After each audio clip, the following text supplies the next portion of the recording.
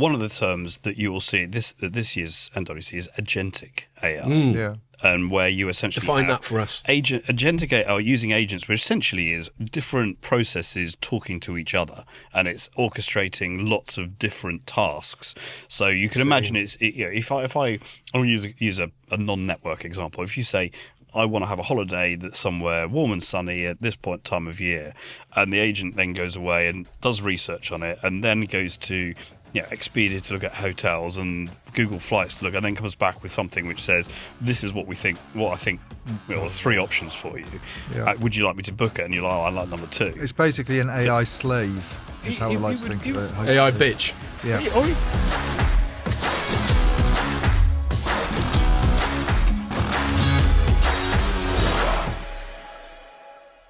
Hello and welcome to another Telecoms.com podcast. This is your special pre-Mobile World Congress one that we're recording on Thursday so that we can publish it on Friday, and you can listen to it on the plane to Barcelona. And as has become tradition now, we've got analyst Dean Bubley on. We get him on, mainly just because he knows a hell of a lot about telecoms and he's a great podcast guest. But we like to time it with Mobile World Congress because you've always been a little bit grumpy and antagonistic about Mobile World Congress, so we think what better perspective to have, because there's enough hype, there's enough cliche and all that stuff going around. What we need is someone to swim against the current a little bit, which you're very good at. Thank you, Scott. Yeah.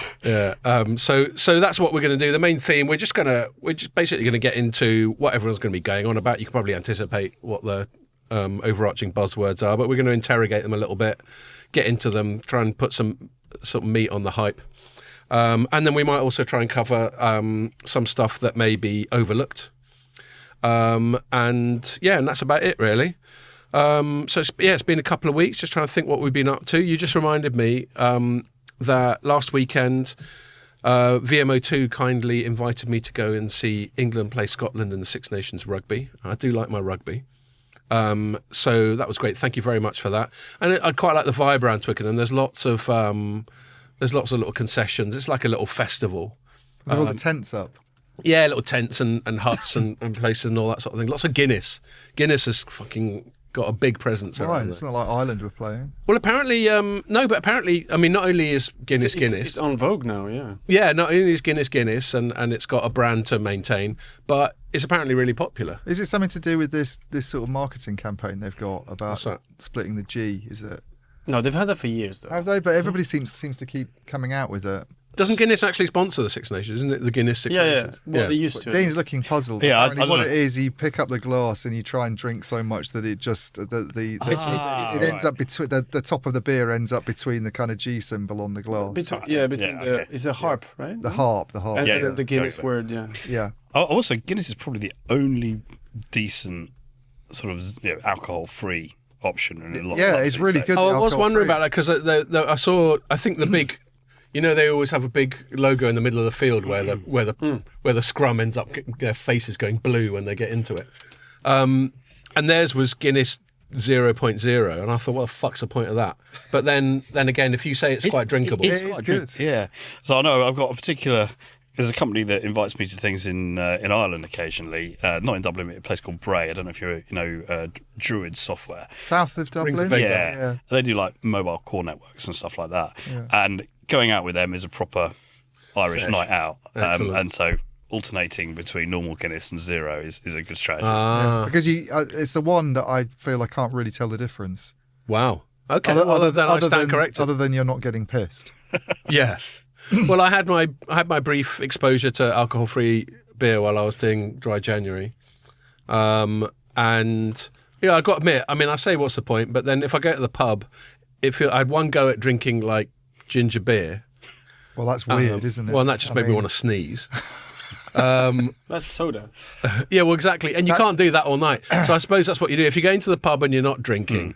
I've always the other part of me is like alcohol-free beer is like having a vegan sausage or something. It's one step from a lime and soda, a ginger beer. Well, it is. It is. But then you sort of think, because they charge the same. Yeah. So it's £7 for well, at least it was at Twickenham, £7.70 or something for a alcohol-free Guinness. You sort of think, well, you had one. No, because I was back on the beers then, and I was and I was sneering at the alcohol-free stuff. So you just made a note of observed the other price. people. No, I just saw the price thing, and you sort of think, Jesus Christ, you're paying £7.70 for something that. It's not even a drug. Yeah, but then again, I do get it. If you're at a pub or you're out on and everyone else is drinking pints, it does feel a bit weird to just be on the lime and soda or the ginger beer or a pint of Coke. And after a while, you can only drink so much stuff, sugary stuff, can't you? Before you either your teeth fall out, or you have some kind of diabetic seizure. As opposed to cirrhosis of the liver. And that. Well, no, I'm working on that with the beer. That's the beer's got that angle covered. So yes. So anyway, thanks a lot for your MO2. That was great. And thanks a lot, Adam. I think it was Adam. I hope I haven't fucked that up. Who was the host? You definitely weren't on the alcohol-free beer then. No, I'm just really bad at remembering names. Yeah, no, I know. That was that. What else have we been up to? So we spoke about the Ericsson thing. I think it's not worth a whole segment, but I thought I'd make a nod to it. Since the Ericsson thing, we've had the news that our friend Fredrik Jedling, who I always want to say Freddie Ljungberg, after the Arsenal legend, is leaving. Yeah. And he is until 15th of next month the head of networks, basically effectively the second most important person, leaving aside the responsibilities of CFO and all that sort of thing. Do you know what the kind of gossipy thing is on it? Go on. Which I'm not sure that I subscribe to, but he's if you look at his performance over the last few years, he's actually been really successful for Ericsson. Yeah, I think he's done all right. I said that in my write-up. He's pretty much been in charge of networks since Ecom's been there, I think. And they've grown market share. They've turned it around. They were like pretty rubbish with Huawei. So you'd think he's not someone who's been forced out. So maybe he's just kind of decided he wants to go. But the kind of, I think the sort of Swedish news rumour mill is that there was some kind of disagreement over technical strategy. Right, which is more intriguing with all the stuff that's kind of going on. It is in the AI RAN world and this sort of thing. I think it is. When I wrote it up, and I hadn't bothered to sniff around the Swedish rumour mill. I just said I'm quite happy to take it at face value that he's decided to go. But I mean, all that might be bullshit. But it's not like he's old. But he could have just got bored of it. He could have just got bored of it. I mean, the other thing for networks, and I've told this to Ericsson and written it publicly, is I think that they are missing out on not having a fixed network strategy. Nokia does, and is doing quite well on the fiber side and between data centers. Ericsson is so focused just on cellular RAN. Yeah. And it doesn't have a Wi-Fi strategy, doesn't have a fixed strategy, doesn't really have a satellite strategy. And I think that there's like a big change coming over the next 5-10 years of the emphasis of networks shifting from access networks, so last mile, whether it's fibre to the home or 5G, we're not quite done, but we've essentially got a lot of access networks which are good in a lot of places, whereas all the money is going to the transport and the core and inside data centers and inside buildings. Ericsson's got some indoor stuff. Yeah. And I wonder if there's that big shift coming. Yeah. Yeah, well, topically, the EU just approved Nokia's acquisition of Infinera this week. Yeah, I think that was always a done deal. Really. Yeah, I don't think it was. Problems. I don't think it was. It does. It does actually reduce the number of Western vendors doing that kind of thing to quite a small number, but so you kind of think if it sort of happened in the RAN world these days, they might go, hang on a minute, there's hardly anybody left. But it's an interesting point you make there, Dean, because from my understanding of some of Ericsson's rhetoric is what you've just described as a weakness, they consider a strength. Like, we're all in on this. We're focused on it. Yeah, we used to be a bit more diversified under Vestberg, and he was buying sort of random. That's good when the market you're in's doing well, but when its revenues have fallen by 10, annual revenues have fallen by 10 billion, and it's forecast to flatline, and it's forecast to just say flat for 5 years, according to Ericsson. It's not so good. So I'm going to jump the gun onto some of the stuff we'll talk later on AI, but historically, where you've essentially had traffic, if like inside the cloud, or to and from end users on the access network. And I've heard various people over the years say that historically the ratio is about 10-1, with like more traffic going inside and between data centers versus on the access. But now that 10-1 might be going with AI to 20-1, 50-1, 100-1. And I think that's why if you look at a lot of the companies that sold stuff, whether it's Infinera or Ciena or others, for either inside the data center or between data centers, they're going gangbusters at the moment. Do you? I mean, we maybe talk about this later, but I'm just wondering about your views on the access network and let's having any impact. All right, without being a dick, because sorry. I haven't talked about my sports outing anyway. No. So I just want to quickly round off that one and say, cheers, Frederick. It was great chatting to you. We'll miss you, your on-message briefings. I took the piss out of him a little bit in my writing because it was a canned quote that was very on-message, and I said, what did I say? I said on-message to the last, bless him. I mean, I know people at Ericsson watch this. I don't know if he would, but he's a nice guy. He is. I've always found him very... And he wears sharp likeable. suits. He's well I mean, they all look pretty good, don't they, all the Ericsson people? Well, we were moaning about that on the last pod, weren't we? No fucking beer guts. I mean, it was a good event. I was there as well with you. Yeah. And they do that every year, and it's really informative. And, it is, and fair play to them. Must cost them a few quid, and they get nearly all of their top brass over. You know, I mean, I know Nokia's doing one on the Sunday before Mobile Congress, but other big vendors could take note. That degree of access, that degree of commitment to briefing analysts and journalists, I think is a good thing, and it probably serves them well, whether or not when they're sitting there obsessing over their ROI calculations, they think it all stacks up. I don't know, but I personally think it's worth doing. I've been going to it several years now, and I really value it. Yeah, it's good. What you had some sporty larks to talk about? See Chelsea. Went up the road, walked up the road. Is that literally a walk up the road for you? Well, it's about. I'm near Pierre, so it's about 2 miles. You reckon? Yeah. Do you two sometimes meet up in South London and slag me off? Well, apparently my wife always sees Pierre. I'm kind of worried that something's going on. She always goes, I saw Pierre out with his daughters at going into Gales or something. Okay. Yeah. Great. He's usually in the car, I think, driving. Is that during the day when he should be fucking editing videos and shit? No, it's pretty early in the morning. No, so they used to have the box there. Back in the days, and yes, I went there once. Yeah, you did. Of course, you did. Yeah. So it's changed now. You don't go into the box. You go. They have like a dining area, and then you go out from there onto the sort of terrace section. So it was different.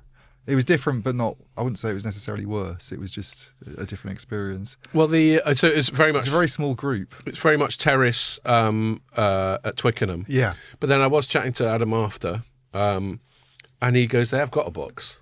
Yeah, and he's not allowed in it. Well, and he said Leia was there that day. Our mate Leia, box, is she? And so he got me to record a voice message on his phone, going, "Leia, why the fuck aren't I in the box?" So I'd had a few beers by that stage, so I was I can especially. Imagine, yeah. So it was like literally 4 people. I got there really early. I met a young woman who writes for City AM. I think Saskia was her name. But no, there wasn't a big group. Yeah. Well, it was James Warrington from the Telegraph. Yeah, and he got a +1, so he brought his missus along. Okay, and Millie from Headland, and all of them were really nice. It was a really nice evening, actually. Excellent. So thank you very much again, as always. I think you tend to get a bit more mashed if you're in the box, isn't it? Yeah, we weren't mashed. I don't think. Because the other problem, I was right at the back in the middle of a row, and they really pack you in at Twickenham. So getting in and out, even if you're a small person, which I'm not. Can be quite a delicate process. So what you don't want is loads of pints in you and you're just constantly needing a slash. It takes about 10 minutes to get to the box. I've always found Twickenham quite cramped. It is. I don't really like that. It is a bit cramped. It's I think they could give you. I think I actually had a pint when I was walking in. I had such trouble getting over. I ended up spilling some of it down the back of a geezer in front of me, which could have turned into. Yeah, it does feel like you're on the pitch, sort of, with your head between.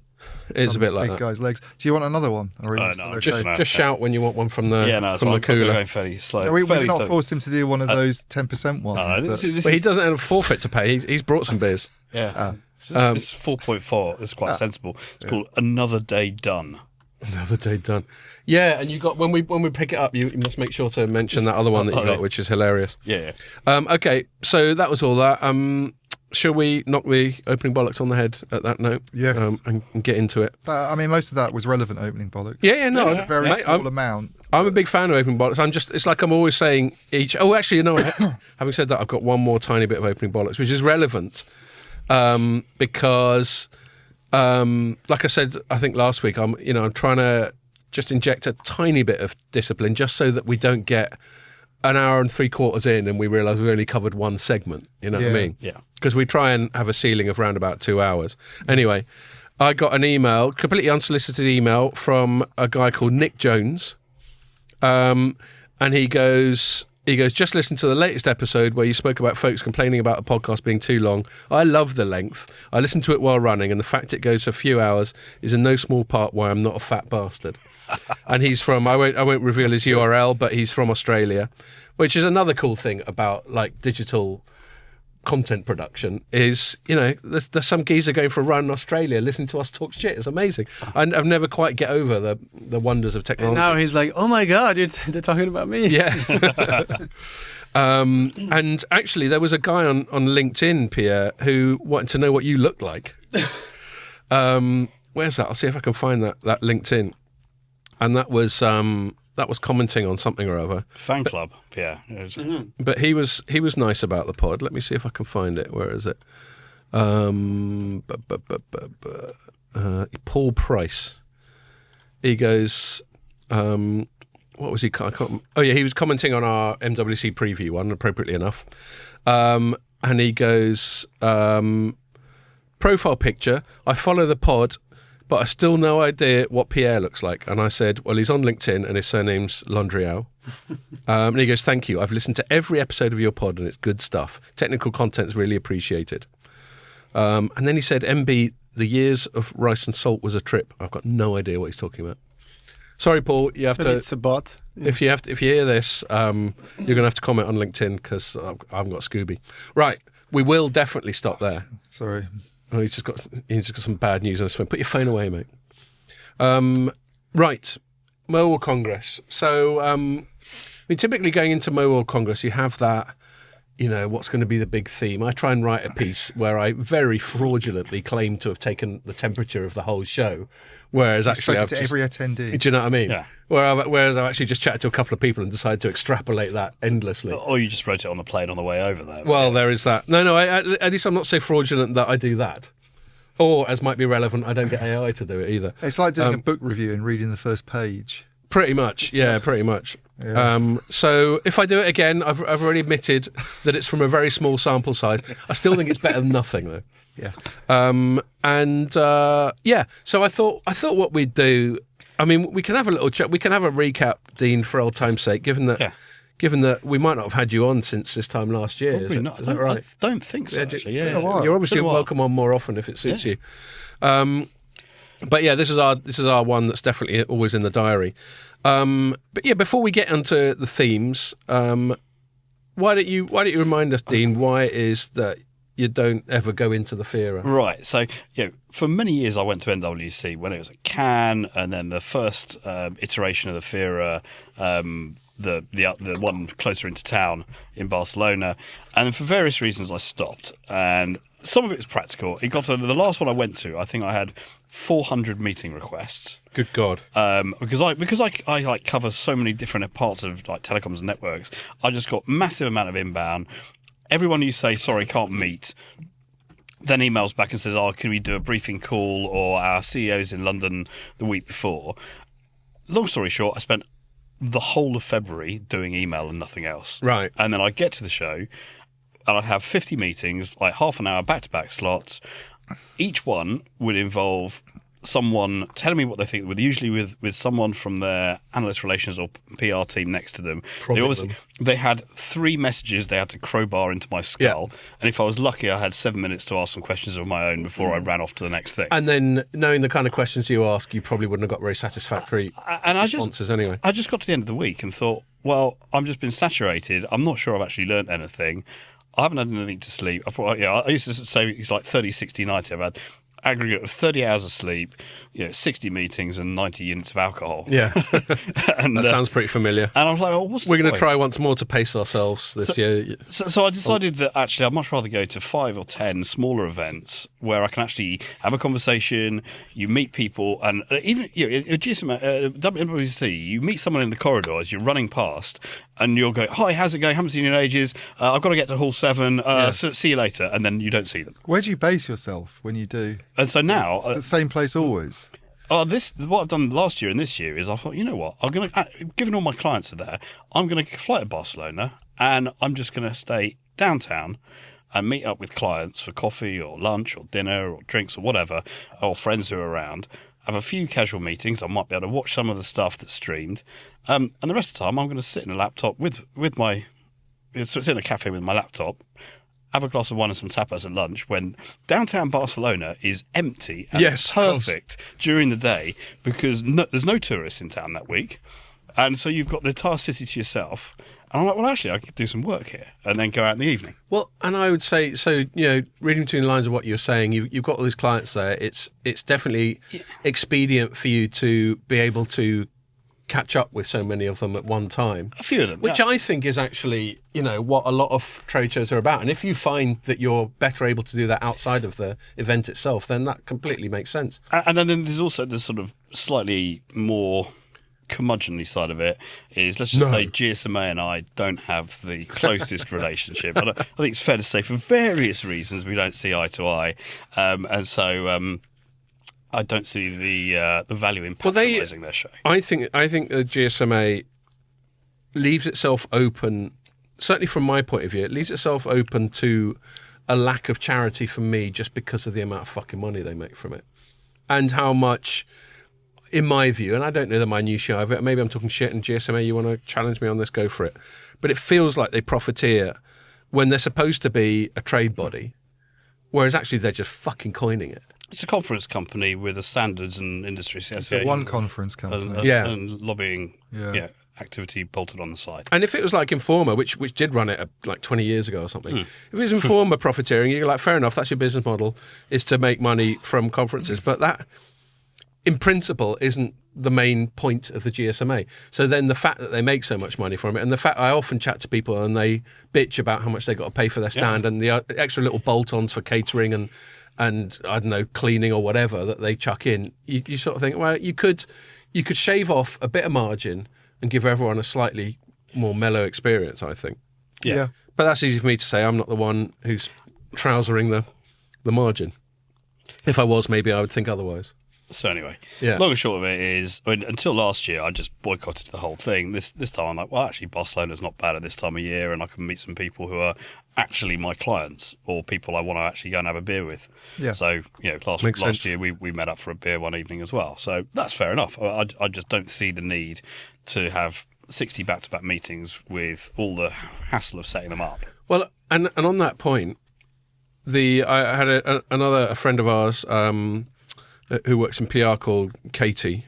I've forgotten off the top of my head where she is. I'll find it now and remind everyone. And she asked me to do a little, 5 questions about Mobile World Congress. And one of them was just like asking sort of best practice for people trying to get meetings and all that sort of thing.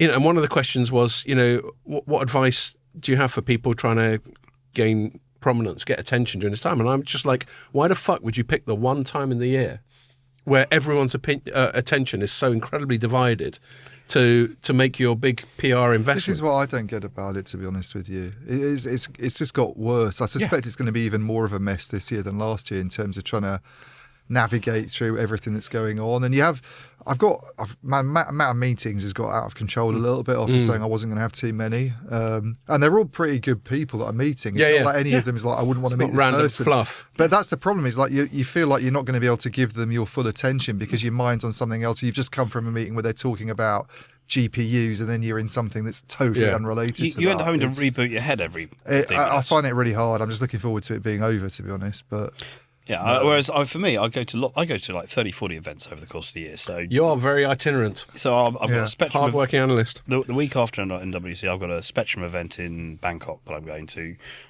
There's something the next week in the European Regulatory Group, CEPT, is putting on in Copenhagen.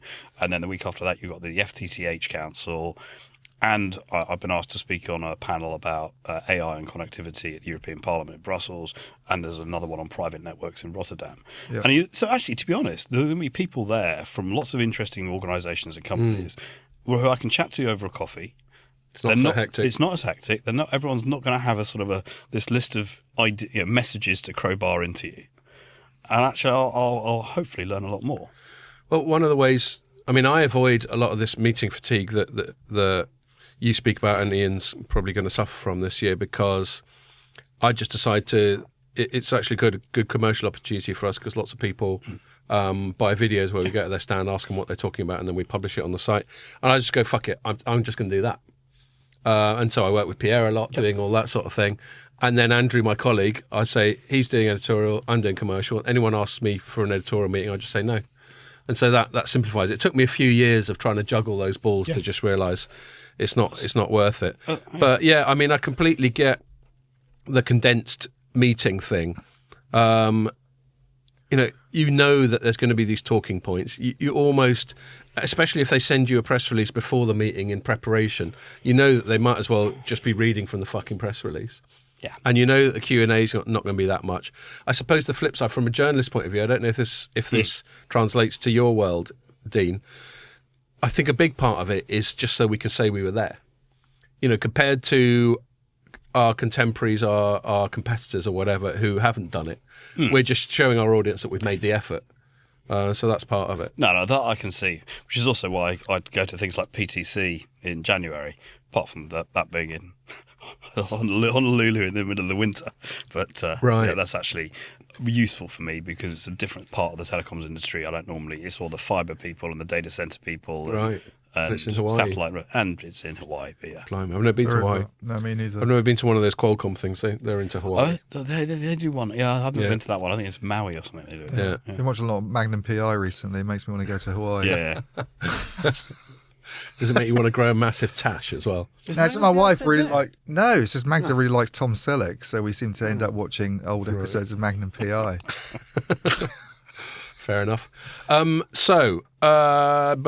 Yes. So big thing. Let's just tackle big themes first. Let's tackle the hype. Obviously, the most overhyped thing of the last year or two has been AI. It would have been last year. It feels like it's even more hyped this year. I'm going to start just by throwing it straight to you, Dean. I think we should subdivide it into telecoms AI and then the more general, super hyped Gen AI type of stuff.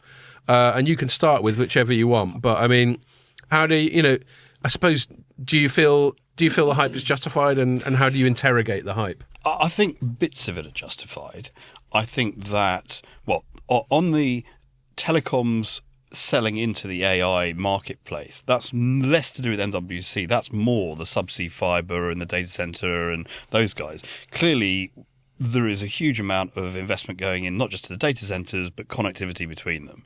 And so if you're providing fibre gear, high-end Ethernet connections, subsea, all the rest of it, a slice of the 200 billion here and 500 billion there, that's going to go towards networking. Another reason why that's especially a big deal is something that I certainly learnt about a lot in podcasts towards the end of last year, which is that data centres are now increasingly, they're focusing their location near energy sources, which means they're likely to need more connectivity. It's not just energy sources, but energy transmission as well. Is actually, can you get however many gigawatts to that campus, and you have access to water, cooling water. One of the things I found recently is it's access to people as well. So I talked to someone from the US who said that, I can't remember, I think it was Mississippi, that he said at one point last year his data center company had 70% of Mississippi's electricians working for him. Wow. Just to actually build the thing. So they become much more dependent on all of these other assets. And there's so much money being thrown at it. And then the connectivity almost comes with it. And so it's like, okay, there's energy here, there's water here, so we'll want subsea fibre landing nearby, ideally multiple ones. We need redundant paths everywhere, so there's terrestrial fibre as well. And I think that is far more important than this idea of, we're quarter of a millisecond away, so we'll build it at the end of the street. Yeah. No, the edge is where the energy is. And they were saying that at the moment, some of the new AI servers, you have a rack full, and that's 100 to 140 kilowatts. That used to be 3 to 10 kilowatts for a rack. And that's because they're all GPU heavy. GPUs and similar. Yeah. And one of the presentations said we envisage in the future we might get as far as 500 or even a megawatt per rack. Wow. With liquid cooling and all this sort of stuff. And you suddenly realise that's not going to be on your cell site at the end of the road or at the local aggregation. They're not going to say, we've got a spare megawatt of power. Yeah. That's a serious piece of kit, isn't it? Yeah.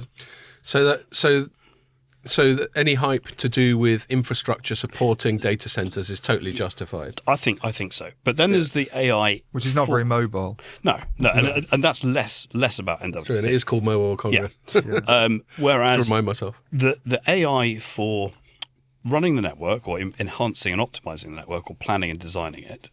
And also AI for various of the sort of customer service and back office functions, so BSS, OSS. So chatbots for customer interaction, self-care, all of that stuff makes a lot of sense.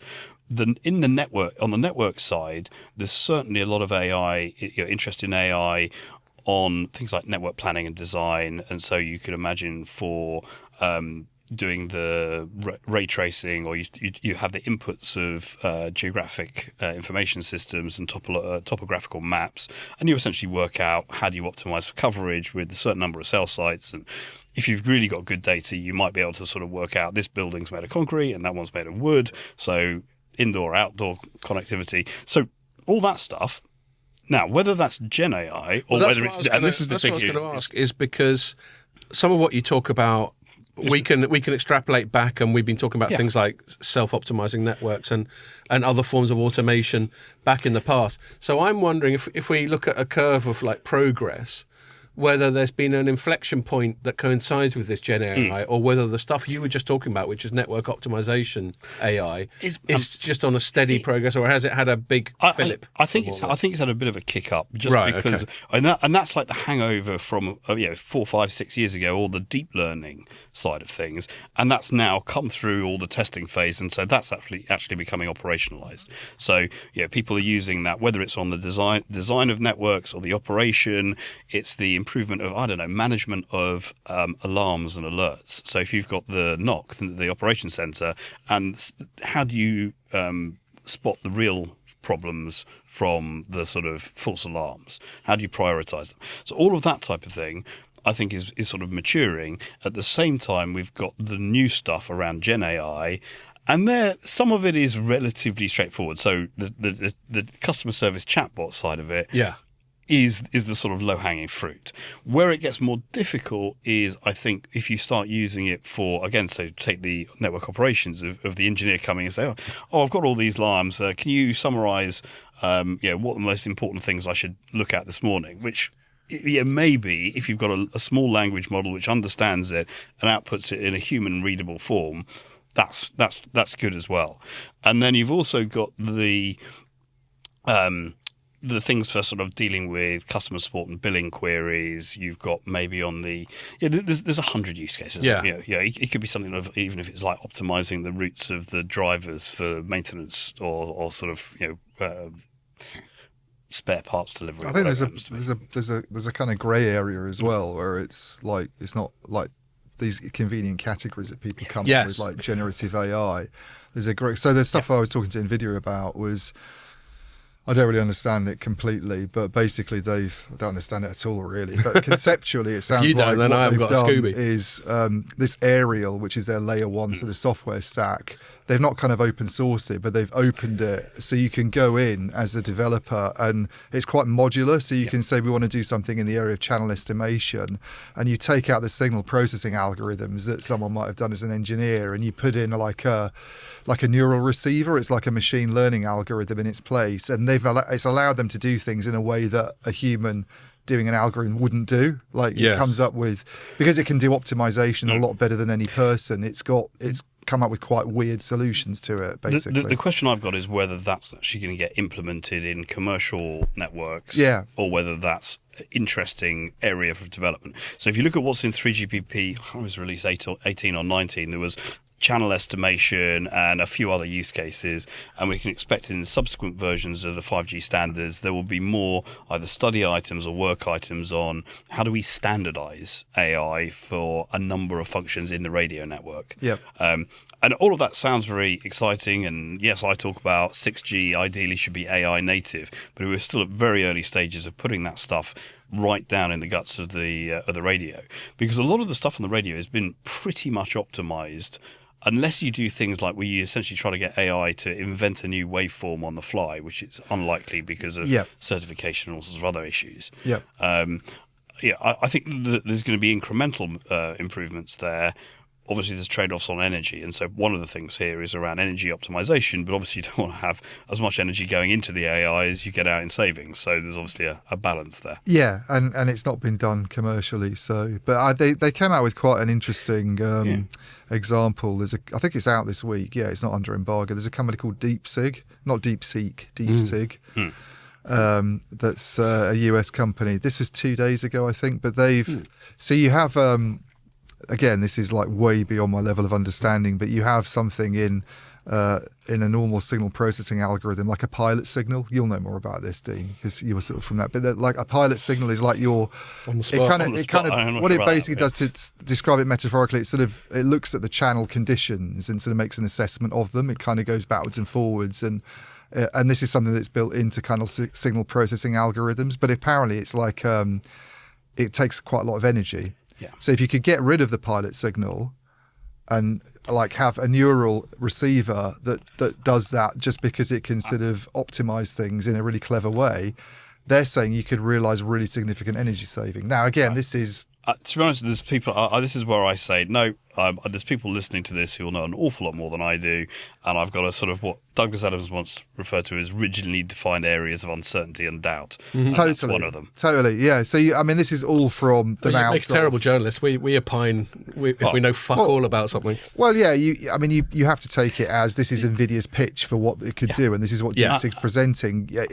You have to sort of view it with a certain degree of skepticism, but it certainly sounds really intriguing that a company that's a startup could go in and do something like this, and then you're in a world where you don't. There's so many different use cases. So I've also been looking at AI for spectrum management and spectrum sharing. Can we use tools that improve efficiency of radio spectrum that allow us to do clever new forms of spectrum sharing? All of that stuff is in the labs or it's in trial, but there's a bunch of stuff there where you can use AI to spot anomalies. So it's one of the things there is if there's something weird going on, how to spot it, how to ring fences, how to deal with false alarms and so on. Yep.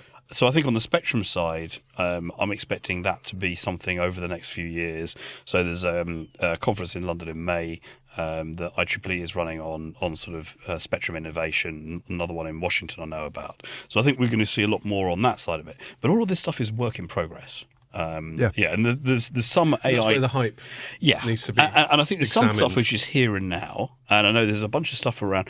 I think the really important one is linking AI with automation. And I think that there are some of the tools which are around, and I know companies like Rakuten and another company I know, Vitrify, are very, very focused on automation and sort of you can have that linked to AI, or it's normally. I think one of my colleagues, Charlotte Patrick, refers to A3, which is AI, analytics, and automation as a sort of package of three things. Yep. And I think that that ability to automate tasks. I know when you talked to, I think did you have Jeff Hollingworth on? A while back. Ago. Yeah, or sort of how do you sort of bring up new additions to the network? How do you improve the oversight and management? Can you have what are called dark knocks where the lights are off, and so on? And so I think that's the sort of the output is that it's potentially highly efficient, particularly for greenfield operators, but also for existing ones. Yeah, I'll tell you an interesting thing for me when you hear someone use AI and say AI is a big deal. I just think it's such a broad concept. Yeah. And it's been around forever. We're constantly making reference to fucking Terminator and 2001 and Matrix and all that sort of thing. And so it's been around in science fiction forever. So the concept of machines being able to think in inverted commas, and I think we can all agree they're not quite there yet. They can replicate it, but I don't think they are thinking. Has been around for ages. And so in some ways for AI to be hyped, you're like, well, it'd be like someone hyping water or air or something. It's been around forever. Is it suddenly a big deal? And so I think it's useful, and you've already done this, to segment it. But one thing that made me think of this tangent was when you were talking about the distinction between automation and AI. Because in one way, you could say that the essence of AI is automation. I.e., if we define automation as getting a machine to do something that a human being either can't do or can't be bothered to do or is too expensive to do. So you could say that all AI is essentially about automation. So then we get into semantics, I guess. I was saying my thermostat is AI. Yeah. Yeah.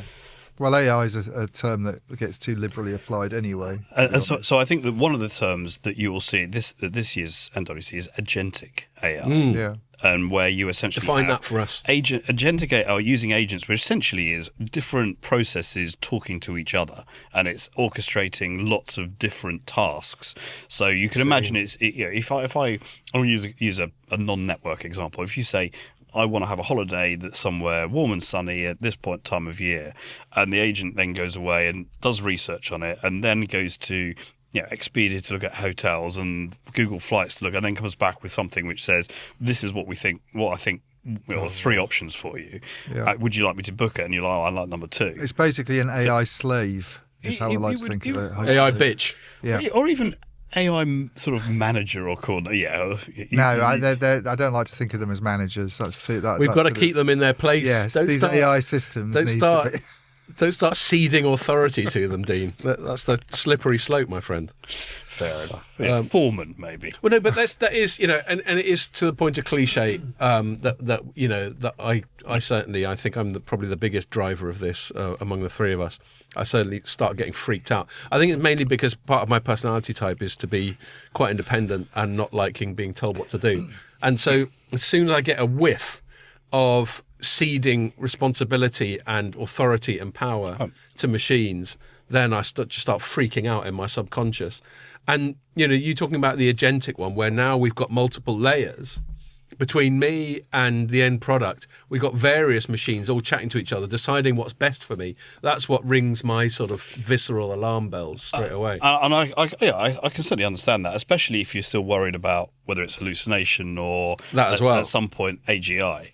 But actually, one of the implications here, if you do have agentic AI, is essentially you've got bits of the cloud talking to other bits of the cloud. So what I said on the intro about the access network and to and from the endpoint, either mobile or fixed, that becomes secondary to all of these sort of internal bits of the cloud talking to each other and then spitting out the answer. So rather than you sitting there for an hour with YouTube and Expedia and all the rest of it, you type in a text prompt and then you get something back.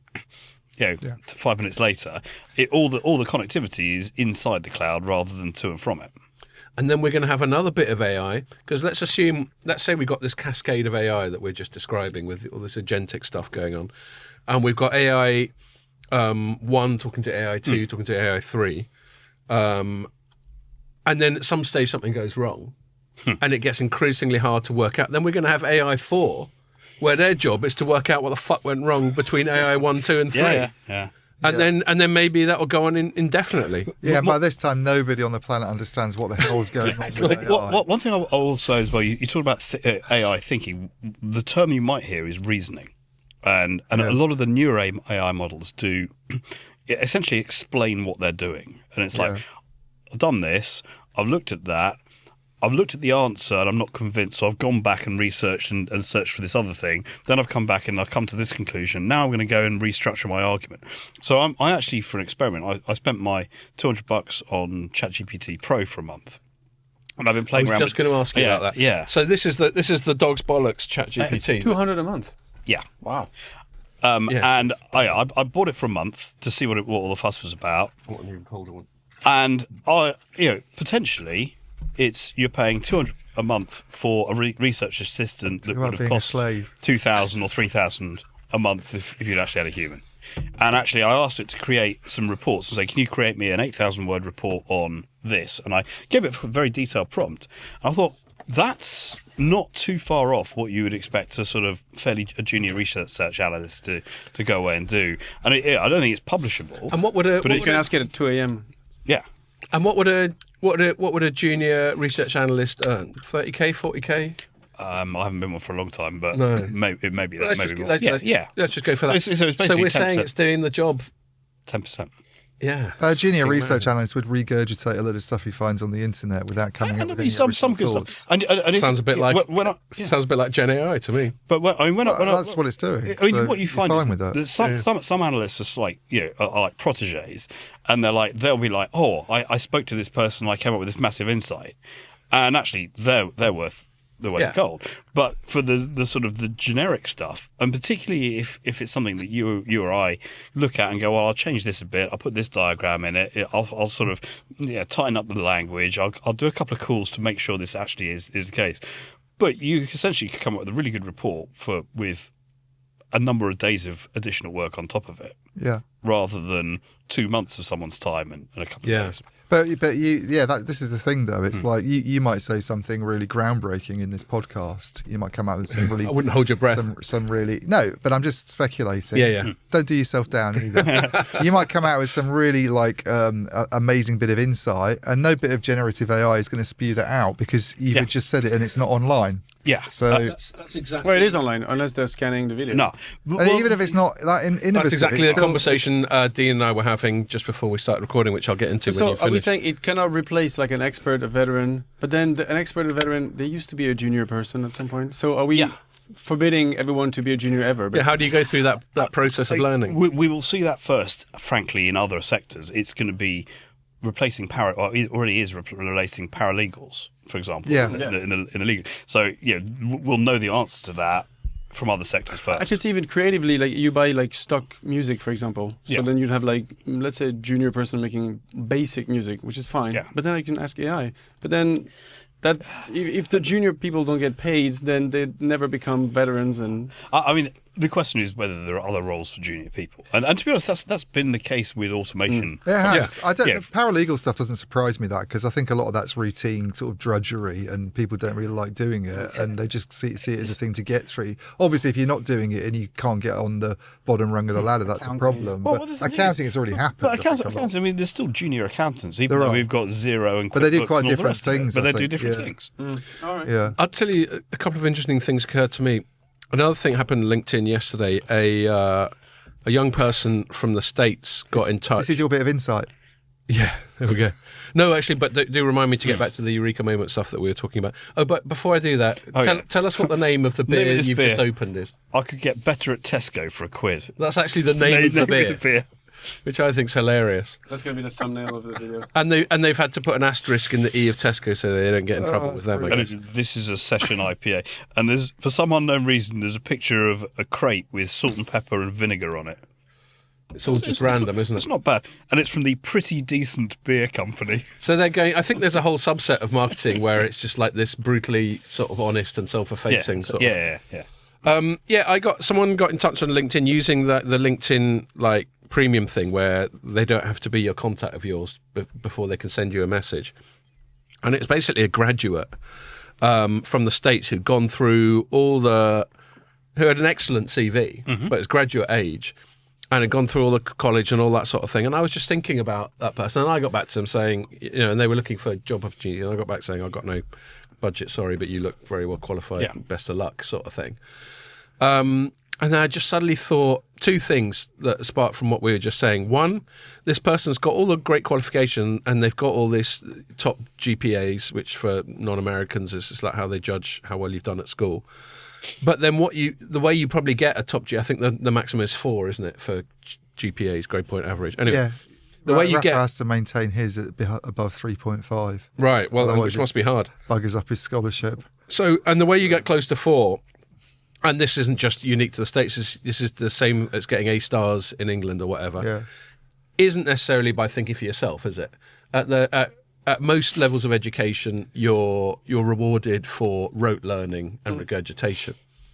And so I wondered about this person where their CV looks amazing, but I wonder if they would be doing a sort of generative AI job on stories, at least until they get a bit of time, as Pierre was just saying, a bit of time getting their hands dirty, taking a few risks. We sometimes chat about this with younger journalists. Sometimes you've got to take some risks. Yeah. Sometimes you've got to stick something out there that might be bollocks, but you've got to give it a go. I mean, the thing is, though, the junior analysts, or juniors, or journalists or anything else, you used to do a lot more legwork. Yeah. Well, I started as an analyst in the days before the internet and Google, and I used to literally have to go in person. That's how old you are. Yeah. I went to all the business libraries around London, and I was doing massive photocopying of stuff. Did you use microfilm? I didn't, but I'd end up sort of going to the London Business School or all these weird industry-specific libraries, and they'd have the journal of whatever it was going back to 20 years. Yeah. And I'd be looking for the relevant articles and photocopying them, and then going back to the office with a stack of and then subsequently this thing called the internet happened, or the web. And so you could argue that this is just the next generation. And historically, if I go to see a junior researcher analyst, they're not going to go to the library. No. So this is like the next phase. You saying that makes me think how much the job has changed, because I remember even like early 2000s when I sort of started off in journalism, you used to have to, like these days, if I'm referring back to a deal that's happened or something simple and I can't remember the date, you can just type the words in and it'll come up with it immediately. And whereas you used to have to go through magazine articles or phone someone up just for a simple thing. You used to have to phone Nokia up and say, when did that happen? And like information was so much harder to come by, it's... Which goes full circle back to the Gen AI thing, because basically what Gen AI in its current iteration, my understanding of it, and I know it's developing very rapidly and my opinion could already be obsolete, but it's basically just being a very powerful... search engine with a increasingly excellent natural language interface. But it's basically it's automating that process of what we have now, which is just Googling shit. And structuring, to be fair. So one of the things with deep research is it will actually have a well-structured document with introduction, this is the key trends, these are the 5 things we need to know about, this is a recommendation. If you set the prompt up and say, it helps if you give it the structure you want. Yeah. But actually, it's pretty good. Yeah, so that raises an interesting point that we were talking about a bit after. So to refer back to our conversation we were having immediately before, which Ian wasn't there because he was sorting out a tech support thing, which seems to be sorted now. But we were talking about eureka moments, and is there something? Will there always be something unique about humans versus machines? Where I was talking about. I'm not saying I said anything very clever, but when I was at the Ericsson thing that we spoke about in the pod 2 weeks ago, I just from chatting to the 2 execs I did, just straight away I processed it all in my head, and I just thought the essence of what they're saying is, we know we're taking risks, but A, we back ourselves, and B, we got no fucking choice. Yeah, And then I just turned that into 1,000 words or whatever I wrote. Can a machine do that? And then, and then the other point that I want to ask you about your use of this Chat GPT Pro or Premium, whatever it is when you get it to write that report that a junior analyst could do. Would you publish it with Dean Bubley signed at the bottom?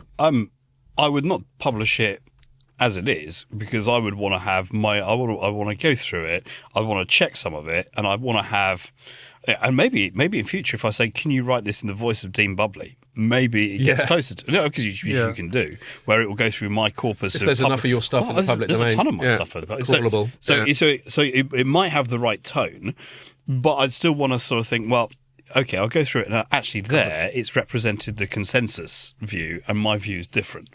Although, ironically, if it's a niche topic, I tried this on deep research, and I asked it about digital twins for Spectrum. And as far as I know, the only one analyst who's written a article on this is me. Right. So basically, of the 30-odd references, and it gives you the references, 12 of them were me. Right. So only 12? Well, there was some from like research, academic research papers and things like this, and a couple of things from vendors. So basically, it's the funny thing it's like many analysts say, and I'm like, no, you mean one analyst says, and so it does make things up like that. I think the danger in the future. This is not my original idea. This is like there's an author called Yuval Noah Harari. Is that and he actually thinks there should be like laws to enforce this. I'm not sure I go along with it, but he's not knowing whether what you're reading or looking at is AI generated or whether it comes from a person. Because the quality differential might not be very great in the future. Like you were saying, you met these guys at the Ericsson thing and then you churned out your 1,000 words with your own voice. Well, what they couldn't do at the moment is go around and meet people and turn it around immediately. But if it was if the information that you'd got from those interviews is online and the keynote was online, they could do it to a high level. And the problem is, I think, I don't know if there's an audience for AI. I don't think people will be that interested in reading it if they know it's from AI. Totally. Like if you read about someone who's gone up a mountain and overcome some horrible disease, and then you find out that it was written by AI, Well, conversely, I was like, the way I sort of conceptualized it was, sometimes I get out of the shower in the morning and I've had an aha moment or an epiphany of going, I've just seen how bits of the industry fit together, or this trend, or this. I've had 3 conversations and there's all a common theme. And suddenly, for some reason, they've all come together at that moment. And what I'd really like to do is basically sit down and just say to the AI, this is the core of the idea, write an article, flesh it out, write an article on it, and that essentially would be great because I would have had the intellectual input and it's just done the furniture around it. I want to proofread it and so on. I like working with the furniture, though. But I mean, for me, the example I would say is think about Archimedes and buoyancy. We all know he said eureka. We don't know what was in the 74-page PDF that he published on hydrodynamics to accompany it, and we sort of don't care. And it's I quite like to be able to take a eureka moment and turn it into a product. So the thing, and again, we chatted about this before, some of it comes down to, and Ian was kind of touching on this a minute ago, some of it comes down to trust. So, I'll repeat the answer you gave to the question I asked you before we started recording, if that's all right, Dean, where I asked you, would you ever present something that had some degree of AI assistance as your own? And you said that you would always be transparent and say that. And I think to your point about that, I think increasingly people are going to they're going to get AI help. And then you're going to have some little boilerplate that says, I used AI to assist me with some of the details of this, but it's still my original shit or whatever it is. But millions of people use Grammarly or even just a spell checker. Yeah. But what if agentic AI is just doing this stuff anyway? Yeah, but that's what I'm saying. I think that's where trust and transparency is important. What you couldn't do is publish something that you've got an agentic AI to do it and stick your byline. No, but I'm talking about there's not even a person out there doing it. It's like the presence of it's the stuff that Musk goes on about, where there's all these bots on. Oh, see, where we're Twitter. just out of the loop. We're out of the loop completely. Like there's an agentic AI actually just generating stuff, like generating content on the internet that you can get hold of. I think it's just a case of there's going to be a value of authenticity in terms of ideas. Exactly, that's what I was just about to bang on. And it doesn't have to be authenticity about the whole thing. The same way that you go and watch a movie that's got CGI in it, it's like, well, he didn't jump off that into the dragon's den or whatever. It doesn't have to be authentic. Yeah, suspension of disbelief and all that. So I think as long as you've got a kernel of something which is not just human but reputationally sound. And if I say, look, I had a great idea and I got AI to write 1,000 words because it was quicker, and here's a slide deck, and I can present it, the AI can't come and stand on stage and do this. Yeah. And there's a sliding scale, because you're talking about movies, and obviously if we're watching Game of Thrones, we're not going, there's no way a dragon could do that, because we're already suspending our disbelief by talking about fucking dragons in the first place.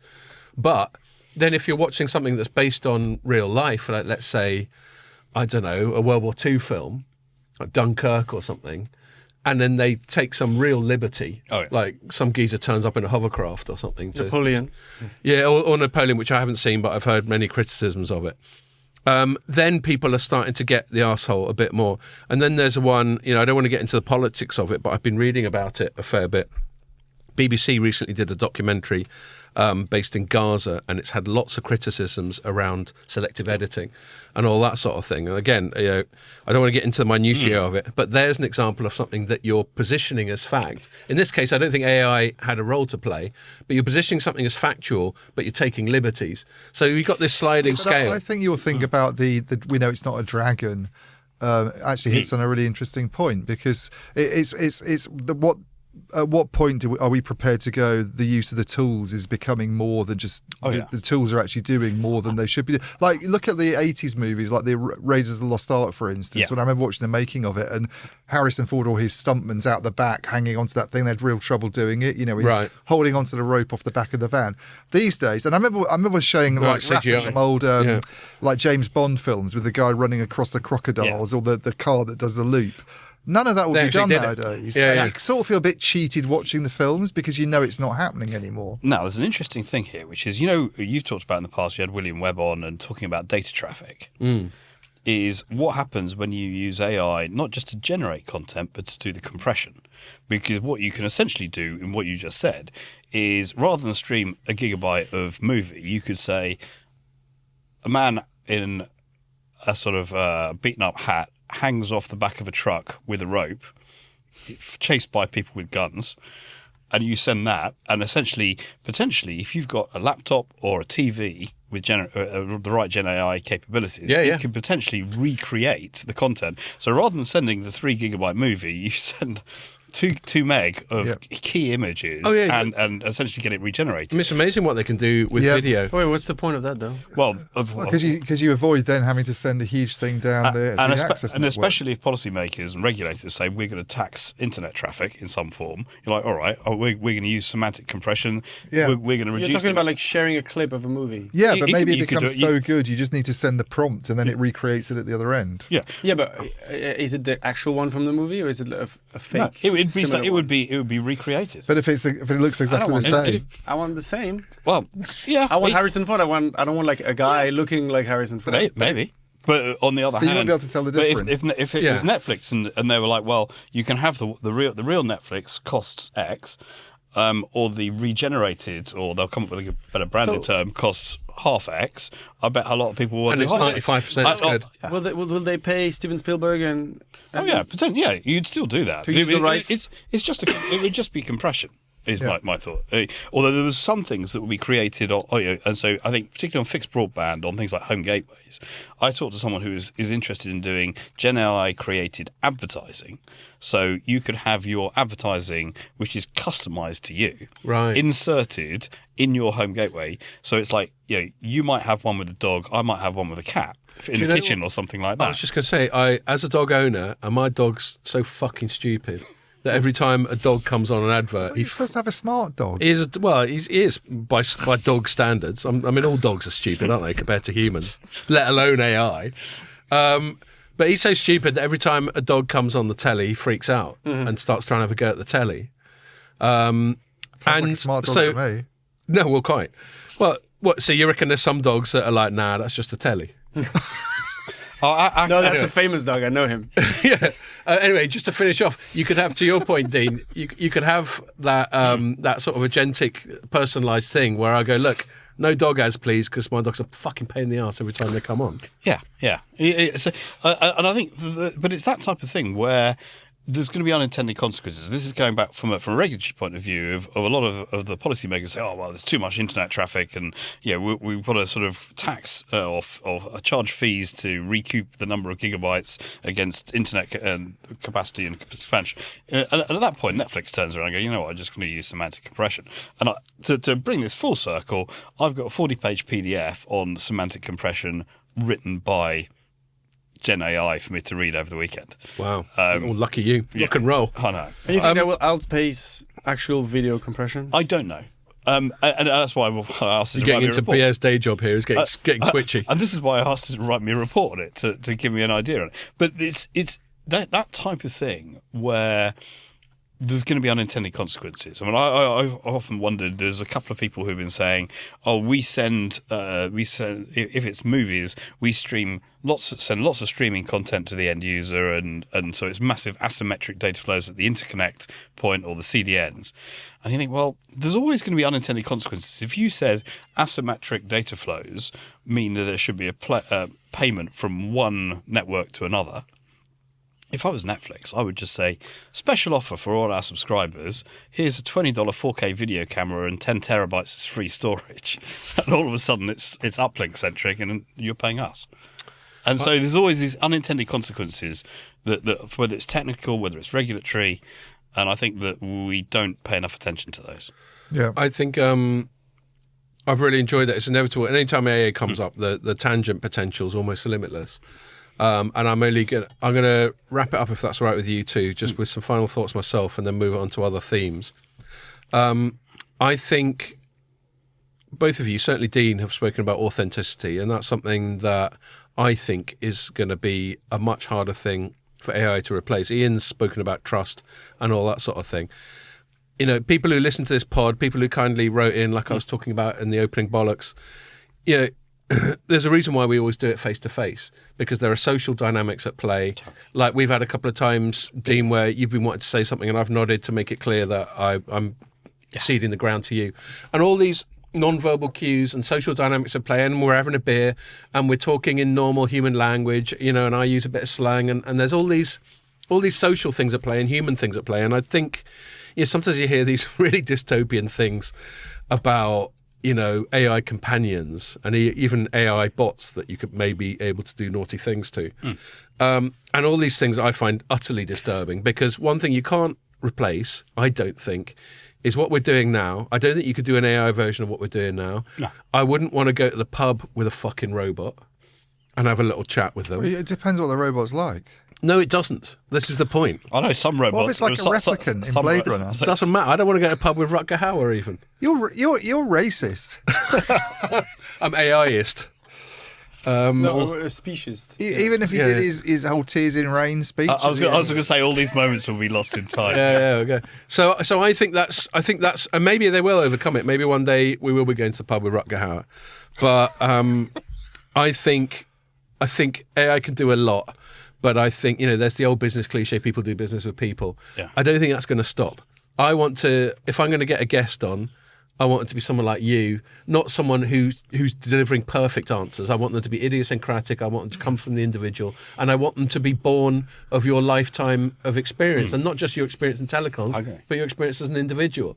So I think all of that means that we're all right for a little bit, but then fuck knows, it's developing so quickly. Attack ships on fire off the shoulder of NVIDIA and C-band spectrum glittering in the dark. By the there we are. Yeah. Look at that. Racist. Yes. Okay. Let's put AI to bed then. I'm sure we could have spoken more about it. Other stuff, Dean, that are going to be big trends. I mean, obviously, it's Mobile World Congress, as we just referred to. A lot of the AI stuff isn't very mobile, so now we'll steer it a bit more into the core area, the Gs. So we're in the middle of an ostensible G cycle. It'd be interesting to know what you think about the G cycle. If you listen to our podcast all regularly, you probably know what we've said about it. I don't think it's anything too revolutionary, but maybe the G cycle's all a bit bollocks, is the long and short of it. Ericsson thinks so now. But here we are halfway through the 5G cycle. Why don't we start by just saying, what do we think we're going to talk about the show? What's the state of play with the Gs right now? I've heard a phrase, apparently GSMA has come up with the term complete 5G, which essentially... As opposed to advanced? Yes. Apparently complete 5G is 5G standalone plus thinking about how to sell it to businesses. In other words, all the stuff we ought to have done 5 years ago. Well, quite. Yeah, I always find it a little bit laughable that they start talking about proper 5G when it's been around for so long. So I think we'll hear a lot more about 5G Advanced. And 5G Advanced, frankly, it's a grab bag of random features, some of which might be quite useful. So there's this IoT thing called RedCap.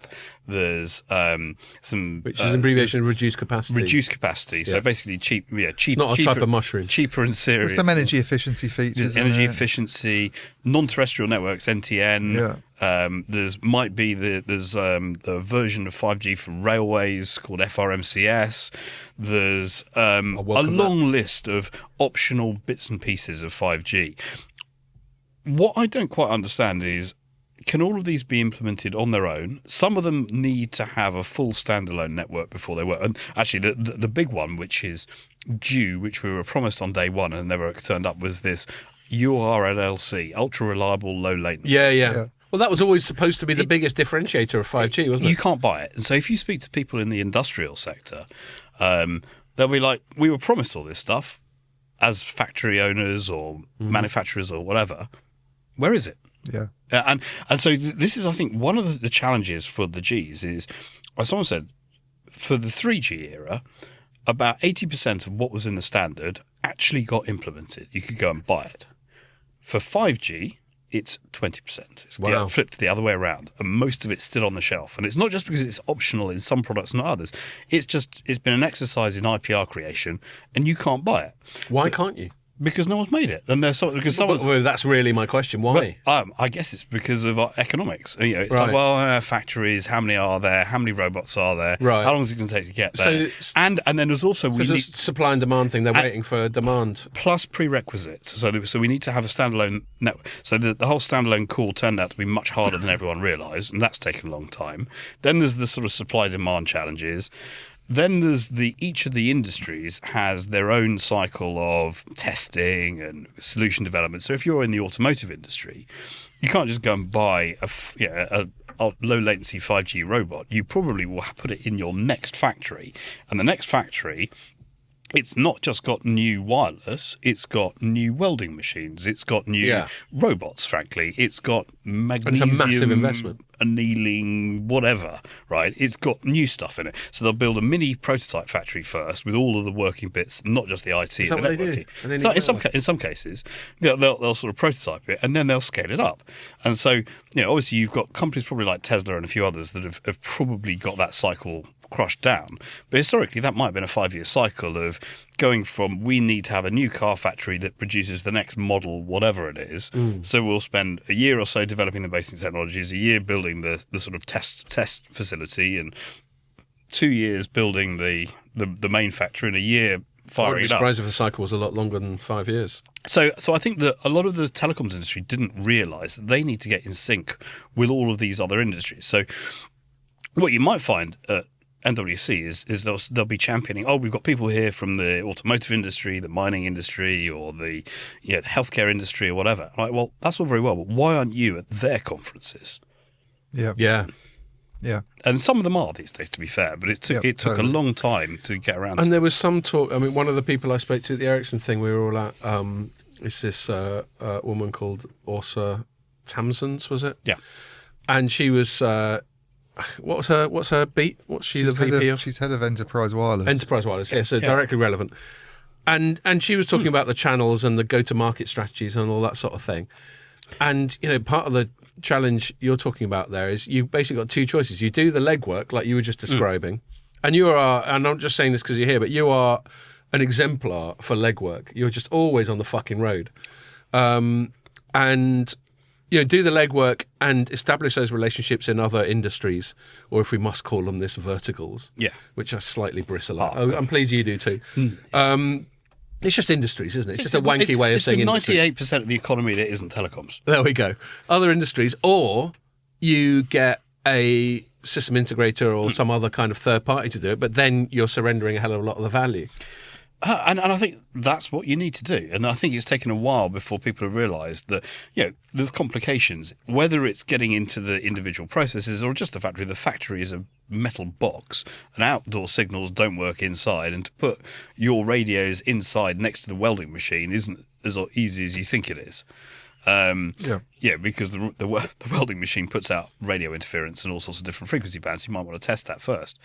But this is also speaking the language. So I remember a few years ago, I went to a manufacturing systems conference, and there was all these people selling, valves and motors and pumps and the rest of it. And there was a booth that had a big thing which said 5G laser cutting. Cutting, and I thought, that's interesting. I'm going to have a chat. I want to see who's doing wireless stuff here because I'm walking around, hadn't seen much. They're like, oh shit, there's a bloke who knows about this turning up. No. I turn up there and I go, I see you do 5G laser cutting. So is this wireless control of that? And he looks at me as if I've from another planet. And goes, no, it just accelerates really fast. It accelerates at 5G and then decelerates. I see. So that's like Jesus in like going up in a rocket type of thing. Yeah. Right. Yeah. Right. And I just looked at gravitational. So I've fallen into the trap as well. It's like I've assumed the telecoms industry or network technology is so important that everyone talks about it all the time.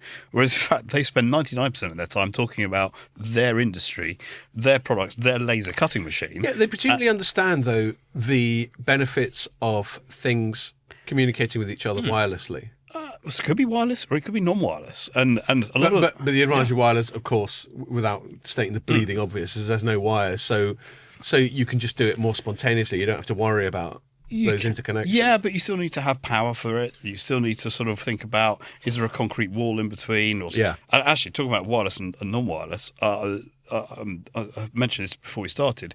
I wrote a piece on it a while back. Is in Ukraine, some of the drones now that they're using on the front line for military first-person drones with explosives, they've switched to using with spools of fibre on the drone, which can run 10 or 20 kilometres because they can't be jammed. Right. Because they found that it was becoming problematic to find frequencies that didn't have jammers. So now they put a spool of 10 kilometres of fibre on the back of the drone. Bit of a problem if like there's trees and stuff around. I would have thought. Well, it's a single use, so it's not so. Oh, I see. Single use. Oh, okay, so it's a drone that actually kills itself. It blows up. Yeah, yeah. But for me, it was one of those things of like, well, actually, there are plenty of instances where actually, if it gets cheaper or easier to use a wire, maybe it makes sense because you use power over Ethernet. Yeah. Or you work out how to use. I mean, we use USB all the time. The USB is the most important connectivity technology we never talk about. But I think that coming back to it, that yes, people will use wireless, but even within wireless, you've got lots of options. You can use cellular, you can use public and private, you can use Wi-Fi, you can use Bluetooth, you can use Thread, you can use all these weird industrial protocols. So there's lots of options there. Increasingly, people talk about using light. They could be using all sorts of other things as well. Yeah, I remember a few years ago, I talked to a company that did data over ultrasound. Wow. So for certain places like nuclear power stations, you can't use wireless technology at all. But if you have something which essentially does the equivalent of R2D2 on steroids, you can communicate. They did a demo with a little toy R2D2, and it did actually bleep at another machine, and it understood it. Oh my God! Who played R2D2? Oh yeah. There's a picture of him the other day. Yeah, Kenny someone. Yeah, I knew his name, but now I Kenny can't remember Baker. it. Kenny Baker. That's right. Yeah, you get these photos of this sort of Chewbacca. going up inside. Yeah. It starts with him, then you got Carrie Fisher, who's quite short, and then you end up with the Chewbacca guy who's about 7 foot tall. Or Dave Prowse, who did who did the Green Cross Code Man, showing our age there. Who was inside Darth Vader, wasn't he? It wasn't actually James Earl Jones inside Darth Vader. Well, hang on a minute. He did Chewbacca and... No, Chewbacca's a different guy. He's even taller. Right. Yeah. Anyway. We digress. Died, actually. Yeah. So back to... Thanks for bringing us down. Gene Hackman died yesterday. Oh, shit. I didn't even know sorry. that. Oh, yeah, and his wife and his dog at the same time. Yeah, that's fucking weird. I think it's like carbon monoxide leak. Let's just that was my first guess. Let's not go there. it's not I didn't even know that. It's not in the news. Why it is. It in the news? It is. You're obviously just not paying enough attention. You're too busy. He was 95. It's a good innings. Yeah, but his wife and his dog weren't. Anyway, what was I going to say? So that's 5G. Let's just say. I think what we will. Anyway. His wife and his dog were. A bit of good innings for a dog, wouldn't it? Stayed healthy by barking at stupid adverts. Oh, callback. I like it. Anyway. Yeah. So the 5G, I mean, we've had various World Congresses where certainly I've written my think piece. Now I'm only a bit way through that. Where I've written my piece of like how 5G is overhyped and it's not delivering. It almost feels redundant to say that now. It's sort of priced in. It is what it is. It will turn into something. I think that's a really good point you made about the low latency play still not coming to the fore. Yeah, I think we are seeing 5G, well, obviously in terms of fixed wireless access is becoming important, although perhaps not as important as some people hope for. And there's a whole set of issues there on the spectrum and the rest, which I'm not going to get into right now. I think we'll see some talk about 6G, but you've got some parts of the industry at the moment trying to say, 6G should just be a moderate evolution of 5G.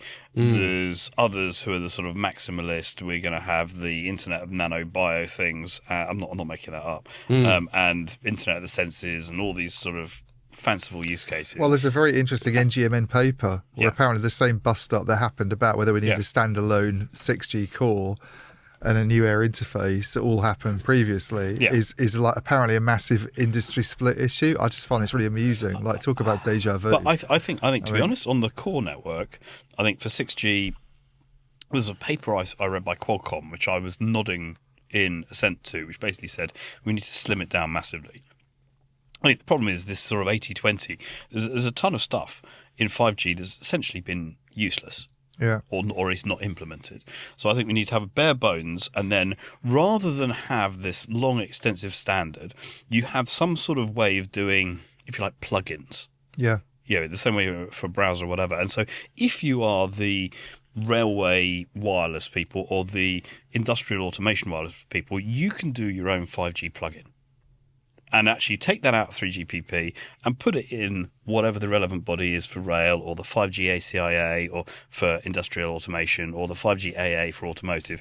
If communities of interest want to create their own thing, have a way that they can do a 5G plugin, or 6G rather. Yeah. And I think that would be a way of doing it. But coming back to sort of where are we going with 5G in terms of commercialization, I think there's a couple of things where, firstly, these optional features. So whether it's RedCap, whether it's the next generation of vehicle to vehicle, or the ultra reliable low latency, or the satellite, or the rest of it, I think we'll see pockets of interest in 5G Advanced for those networks that can support them.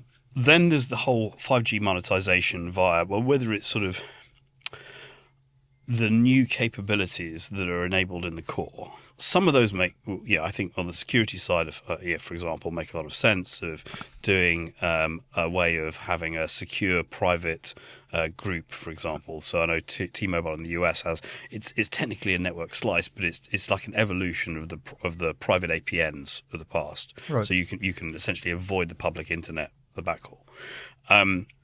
Where I differ and is on the sort of whole quality on demand QoS network slicing thing, where I've in the past referred to myself as a slice denier or a slicing skeptic. Oh, we always name check you when we say the not shit button. Yeah, and exactly, and there's probably still going to be some discussion about that, and there are some use cases in some places in some situations.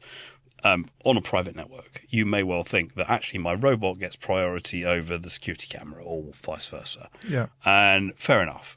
Where I'm not so sure is on the public network. Good example being we're in this studio, which is 2 walls, 3 walls from the outside world, and even in the office outside, you've got a modern building with glass, which might as well be a Faraday cage. Totally. So you could slice the network as much as you work; it just doesn't bloody work. Yeah, that's the main problem I've got with it. Really, is less the concept itself of like I'm prepared to pay a little bit for an extra boost, let's say, in whatever it might be, or some guarantee, is how easy it is to guarantee that when you've got all these constraints to do with You've got coverage. constraints, and the thing is, this is one of where it comes into the discussion about network APIs. There's this whole list. It's not just I want to get a turbo boost button. It's like, right, am I somewhere where I could get it? Am I on a device that could use it? Is the cell busy? Is the application and the operating system on my device set up to exploit it properly? Do we have capacity in this cell at this time, or are there 3 Instagram influencers outside who've already booked the session? Yeah. What happens if it doesn't work and you want to complain about it? So there's this whole list of things that needs to happen. Yeah. And so, that's a big IT task. So, and I spoke to one person. SLA's nightmare. And the question is that SLA? Oh, you get your 50 cents back, or if your robot kills someone, is it a case that your CTO is the one in the dock, But can I just rather than mine? It will happen. You mark my words. From a regulatory perspective, one of the issues with network slicing is that if you sort of carve out something for someone, then someone else suffers. And now I talked to William Webb about this, and he came up with quite a good analogy of a supermarket queue system, and it's like, well, if you give one sort of priority lane to someone, then everybody else is stuck there kind of waiting for ages. I think that's fair. There are some situations where that might not apply. For example, if you've got beamforming, I could dedicate a beam to you or something like that. But I talked it's more bespoke. So I talked to one operator. The problem here is capacity. So I talked to a large operator a few months back, and having this conversation, I was like, well, what's the capacity? And obviously it depends on the spectrum, if it's a busy cell, a whole bunch of stuff. Yeah. I asked about how many dedicated QO quality on demands offers can you provide in the same cell at the same time? And the answer was 2. Which means if you're influence number 3, it's like, I'm sorry, but we're busy at this time. Please try again later. So this whole thing about you can have a slice per customer, not just per segment, is depends kind what of it's bullshit. It depends what it is, where it is, but you're not going to have 1,000 slices running simultaneously at Oxford Circus on 3:00 on a Saturday afternoon. Well, and the fact that you've said various times it depends, I think, is the crux of the problem, isn't it? Well, you can't just uniformly. You went to a sports event recently. Yeah. So I noticed when I was at Chelsea, with my phone showing 5 bars on 5G, by the way, while I was there, I couldn't get anything. I was trying to download some emails, and they weren't downloading. And it isn't even the big problem is the upload.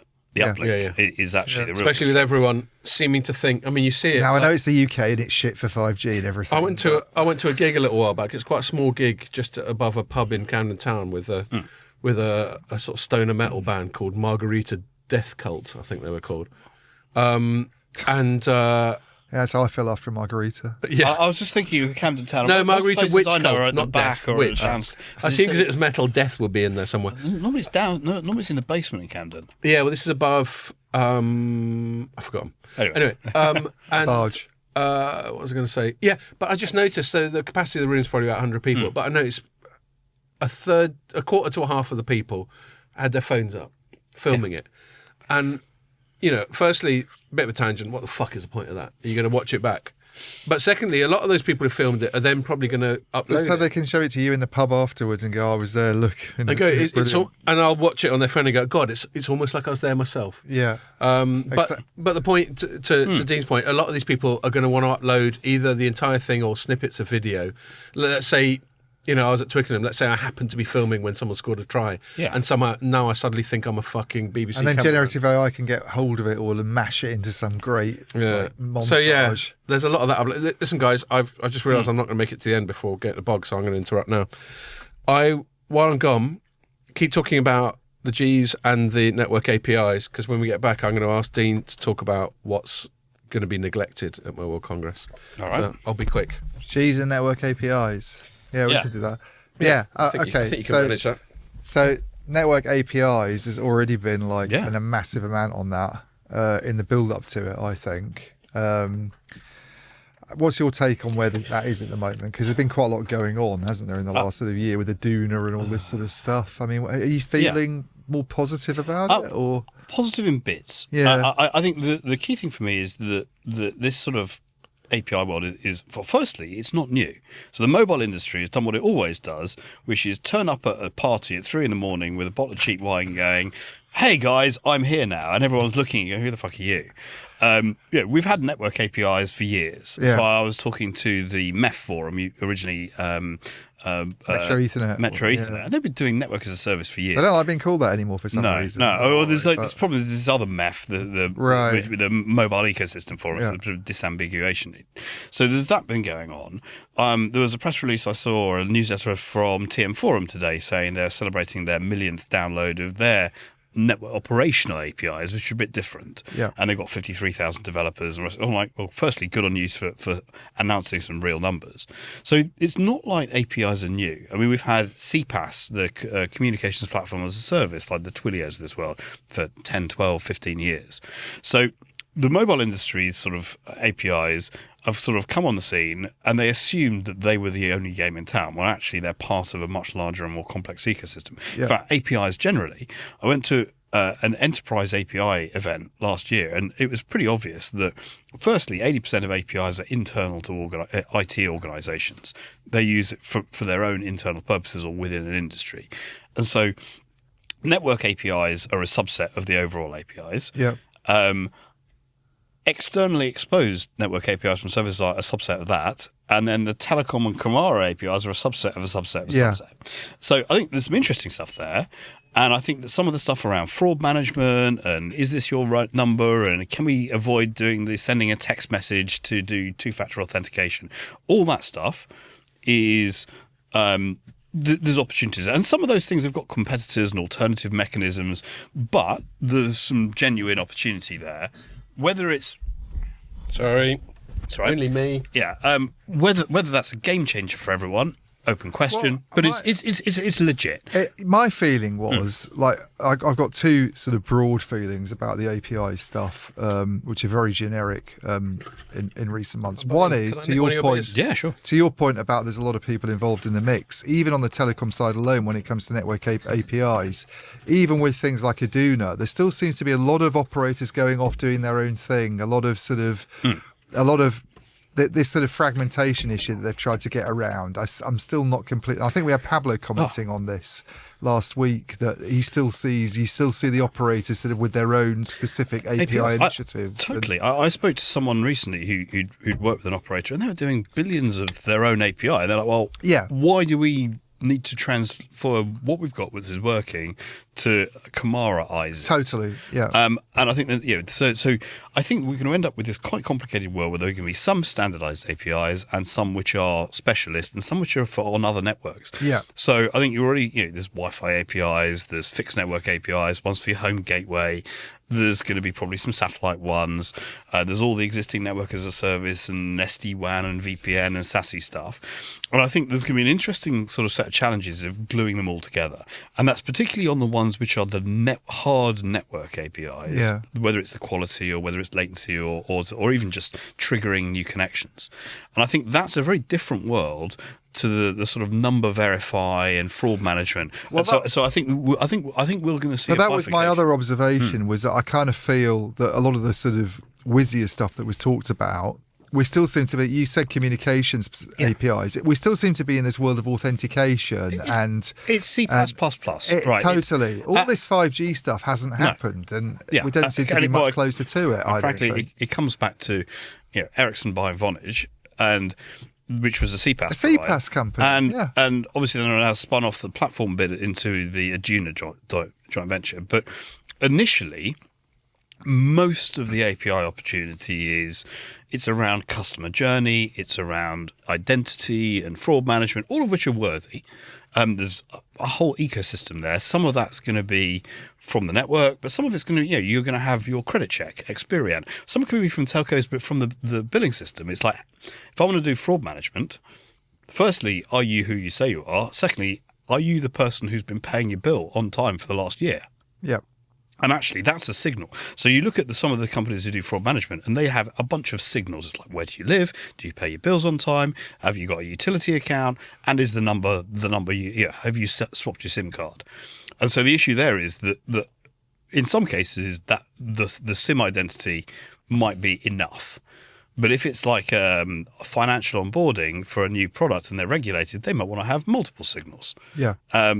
And I think that it's how do you do that orchestration of multi-stakeholder APIs? So for some of the quality on demand, you might even want to think, if it's snowing, don't use millimeter wave. So actually, we want to have the API from the Meteorological Association. Yeah. And it's not a network API, it's a physical world API. Yeah. Or we've got a camera on the cell tower that says there's lots of traffic on that road with metal-sided trucks. So we need to factor that in. So there's a bunch of stuff which is real world or other IT systems that are outside telecoms. And then there's the network stuff is valuable, but it's not the only game in town. But I think that there's going to be a whole set of like new, not just aggregators like Aduna, but there's people who can make sense of that. So there will be specialist identity providers that use some of the network stuff, but they will also have a video API. And I've seen this, if you sign up for some of the online banking systems now or sort of mobile share trading, whatever, they were like, can you firstly take a photo of your passport, now hold your phone up and do a selfie, or in one case, video, move your phone around clockwise around your face and then smile. Yeah. And either they've got a human on the other end in a contact center, or they've got some sort of machine vision system. But what you'll find is there's an identity provider that uses some network APIs and some video APIs and some other stuff. Who does all these APIs? Is this like legions of developers just working on this? Well, a lot of them. Or is some of it AI generated now? Well, sorry, AI or API? So, AI. Is some of the APIs AI done? I don't know. Good question. Because it seems like if you're going to tell your kids to get into a growth area, like go into. But a lot of I keep saying that to Jack. Just anything to do with AI, just fucking get involved. But API. The thing I was amazed by was I think it was one of the packaging companies, like parcel companies like DHL. Someone I spoke to said that they've got, I think it's 25,000 APIs, and most of them are between their different IT systems talking to each other. Right. And very few of them are exposed to they're mostly just because they've got lots of IT systems. They all need to communicate with doing all sorts of complex stuff of this is the package weight and this is the route planning and this is what happens if it, customs and this is the tax and all that stuff. Fair enough. But then there's the external stuff that they get either from a cloud service provider and then maybe got the network one, which is, are you at home at the moment? But the world seems to have gone mad for APIs, and it's like all this code that's being generated for APIs. You'd be sort of thinking, That's something you should maybe do if you're a youngster. I don't know. Which kind of brings me. I don't know if you covered this while I was going to the bog, but there's still. We just talked about APIs. Well, yeah, but this aspect of it, there's still the matter, which I know is something that Ian more often than not brings up when we talk about these things, is who's making money from them, and the billing associated with it, who owns it, who charges for access to the network, and all that sort of thing. And one of the things I got from the Ericsson thing we're all at is they're trying for a much broader. Don't worry about who's billing for each individual point of access.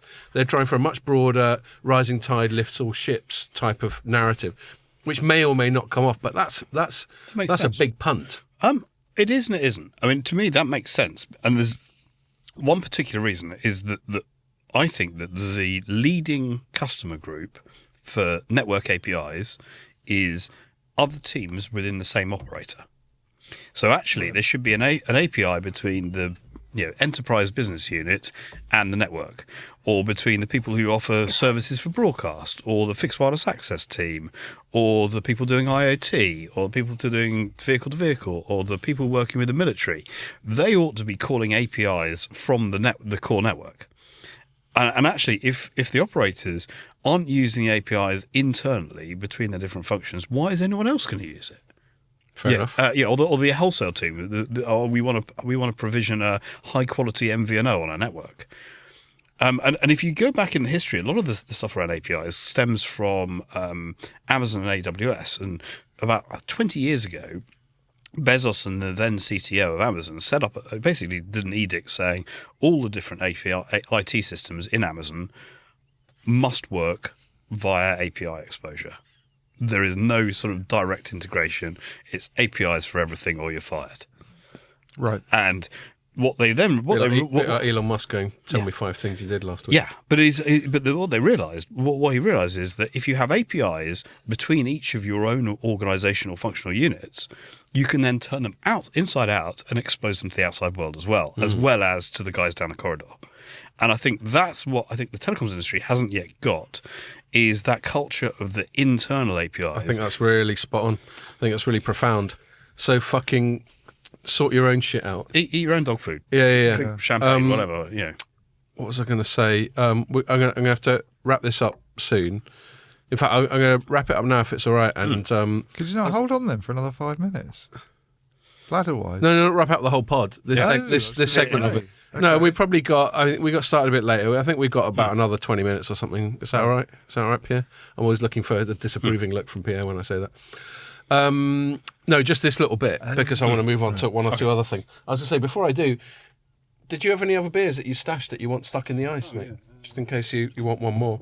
By the way, I'm having one of yours. To be honest, I've got one here. That'll be fine for this. Well, you're having another. No, I'm just thinking myself, mate. All right, yeah. I've got one here of yours, which is the Another Day Done, which is a duration. Is that the brewery? Yeah. I think it's very nice. It's called a Juicy Pale. It's probably pretty similar to... Should I try one of these then, do you reckon? Yeah, I think you should, although none of them are cold yet.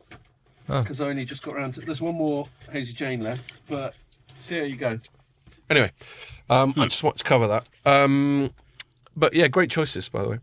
What was I going to say? Yeah, just the last thing. I think there's one more thing that gets covered at Mobile Congress, which I want to talk about last, because it's so big and open-ended that it's typically what we do on the pod is the big open-ended...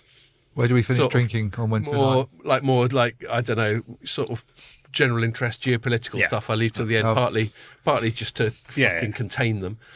And before we get to that last bit, which is going to be, I do think geopolitics is going to be a theme at Mobile Congress, not just me being self-indulgent. But before we get there, and feel free to consult your crib sheet if you want, we've talked about the hype things. What do you think will be overlooked? And, why is it a mistake to overlook them? I think it would be more than past years, but still overlooked. I bang on about indoor wireless. I have done already on this pod once, and I don't think it will be carved out as a separate category enough. 80% of mobile communications is indoors, whether it's at home, offices... Especially in a country like this, where it's normally shite outside. And less than 5% of discussion. And I think we ought to be thinking, when we talk about whether 5G advanced or 6G, we should be thinking about it as indoor, primary, as much as we talk about satellite. And does it work on top of a mountain in Wales? It should be, does it work in a room like this inside a building? Yeah. And which the answer currently is no. Yeah. And it may well be involve federation with Wi-Fi. And so Wi-Fi, given its MWC, whilst I know that most of my Wi-Fi colleagues and friends will be there, it won't get anywhere near the amount of attention. I won't get a remote shave in here, let alone on the top of Mount Snowdon. Yeah, no. And so I think that those will be underhyped, if you like. I think that interconnection. We haven't talked about the AI inferencing in the RAN and all the rest of it. No, we haven't. And I think that one of the things that I'm very conscious of, with whether it was the MEC, mobile edge computing from a few years ago, or the AI RAN inferencing now, is putting it in the network, if you like, downstream of interconnection points, I think has low value.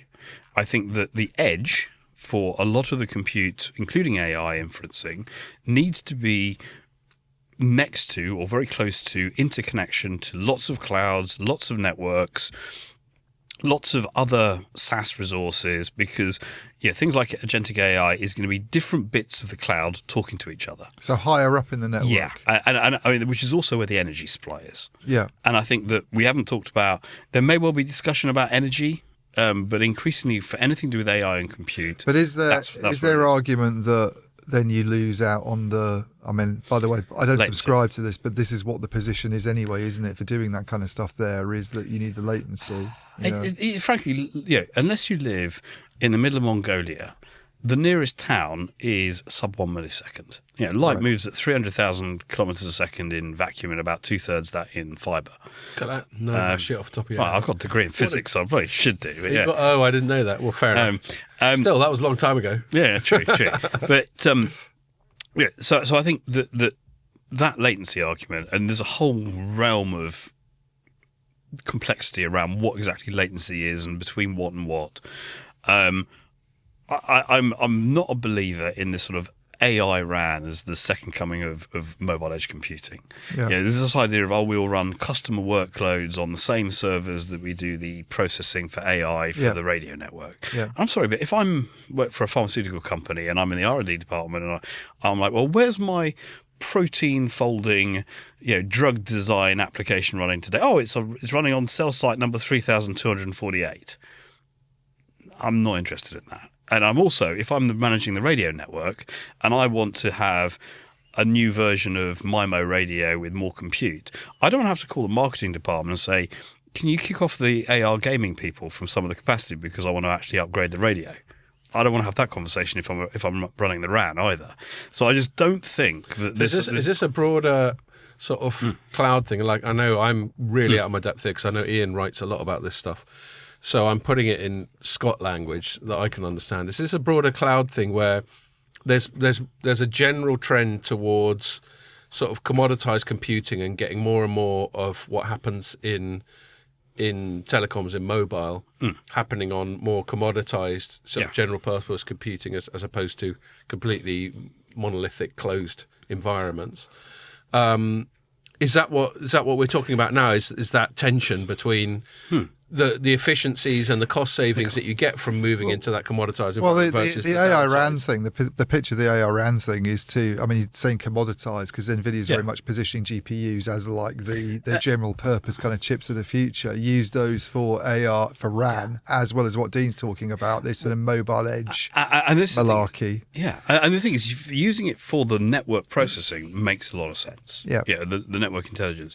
But saying I'm going to Airbnb the spare capacity to anyone who wants it, I don't buy. I think that the operators... You don't want your robot dog walking around and responding to you instantly? I think the difference being, I think there's going to be some countries where there's a sovereign AI requirement and the incumbent telco becomes like the national supercomputing provider anointed by the government.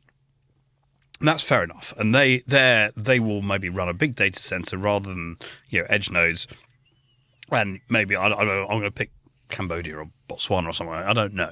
And if it turns out that Telecom Botswana ends up being the sovereign cloud provider for the country, then yes, you obviously will have third-party workloads running on it.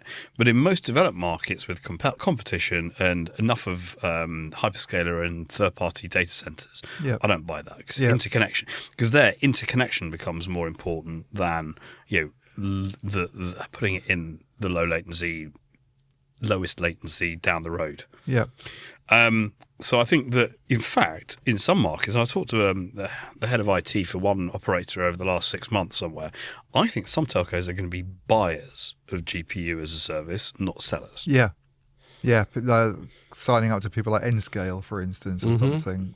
Our mates who gave us a nice lunch. Which is very much actually at that lunch, which is on the record, so I can say it was very much their sort of position on AI RAN was, why would you do some of this stuff rather than just buy inference as a service from us? Why would you try and sell inference as a service? We can provide that to you. And I think this whole low latency, as you were saying, I don't know the physics side of it, only a very rudimentary level, having done GCSE physics and nothing beyond that. But I think the whole...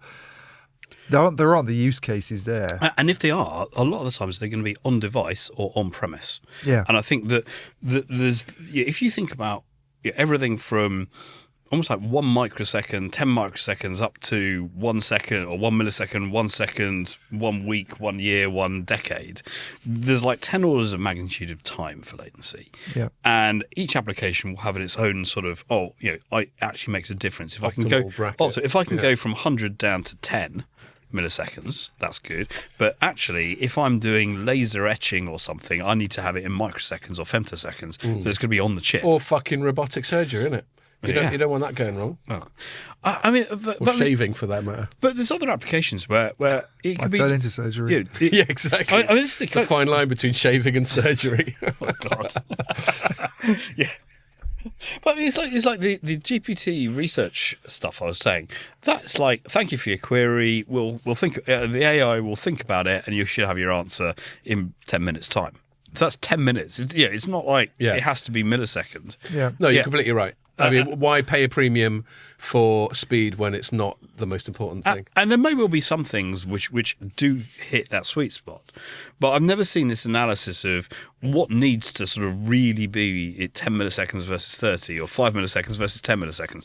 Yep. And what do you mean by that? Is that round trip? Is that including the compute time? Is it including the memory? Is it including the storage? There's a ton of different things here.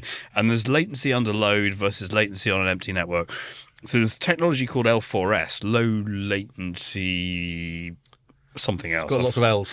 If I hadn't had a couple of beers, I'd probably remember it. Lossless low latency. When it gets alliterative, they just put a number in, don't they? Yeah. They just want to keep saying. And that's stuff that's done at the IP layer, because a lot of the thing here is it's not the radio latency or the backhaul latency that matters. It's messing around with routers and DNS and queuing and all that other packet stuff. Yeah. Frankly, swamps whatever you want to do on the radio. It's the IP layer that messes it up. Right. Right. Final segment, if that's all right. Yeah. Geopolitics. Oh, yeah. That's why it's the final segment. The reason it's relevant is twofold. One, geopolitics does come up in World Congress because they quite often increasingly get politicians turning up, doing their usual politicians' bollocks of just going, we think that the world should be a better place or whatever. That's John Cleese, isn't it? Or John Strand. John Strand. Does John Cleese go to Mobile Congress? He has been there 1 year, yes. Yeah. Because they always have a celebrity, don't they? Do they? I just don't do any of the conferencing, so I always miss out on it. I mean, I've never ever seen them, but they usually have quite a big celebrity at the like awards Lewis thing. Hamilton a few years ago. Yeah. John Cleese a few years ago. Right. I don't know who was there last year doing the awards stuff, but I don't know. With all due respect to him, and he's going to be on the pod stuff, soon. I don't know if Strandy counts as a celebrity. The Glomos or whatever it is. Oh, I know. Fucking hell. You see it on LinkedIn. They get everyone to just The send Gloomies. these little, I'm a judge on the Glomos, I'm going to turn up and work. The Gloomies. They actually, I've got a credit where it's due. GSMA is its social media game is fucking pro. Oh, yeah. I mean, it just clutters up my LinkedIn. It's cluttered about mine because none of them actually connect with me. What are you about to open there, Ian? That's good. It's called a That's what Hepcat. Dean's on. I'm It's one of drinking it. Dean's ones. It's That's called good. Hepcat. It's got a very beardy guy. It's not going to work. Looks You're not like going to he's get it. It's because it's got a rough out. You're not going to be able to get it in, mate. Okay. That doesn't work on audio. No, well, we had this joke years ago where we were quite drunk and we were giggling. We always call these things sheaths. And I said, Ian, I can't get it in the sheath. It's too big. And we just start giggling like children. Anyway, there we are. There we go again. Anyway. Yeah, so geopolitics is relevant because you do the Telecoms podcast is like this. Sorry. Yeah, exactly. AI couldn't make stupid fucking puerile jokes like that, could it? Because you do get... It comes up because obviously telecoms, especially mobile, is very heavily regulated. And it's based in Europe, so you get all the different European stakeholders all having their little moan about whatever. But I think this year, even more than ever, because of everything that's happened in the last month or two since Trump came in to the presidency in the States again, he's just thrown fucking hand grenades everywhere. And then we had the thing recently with JD Vance talking at the Munich Security Conference where he was saying Europe's sucking and it needs to raise its game, and all the Europeans are going, oh my God, where did that come from? So I think geopolitics is going to be a bigger thing than ever.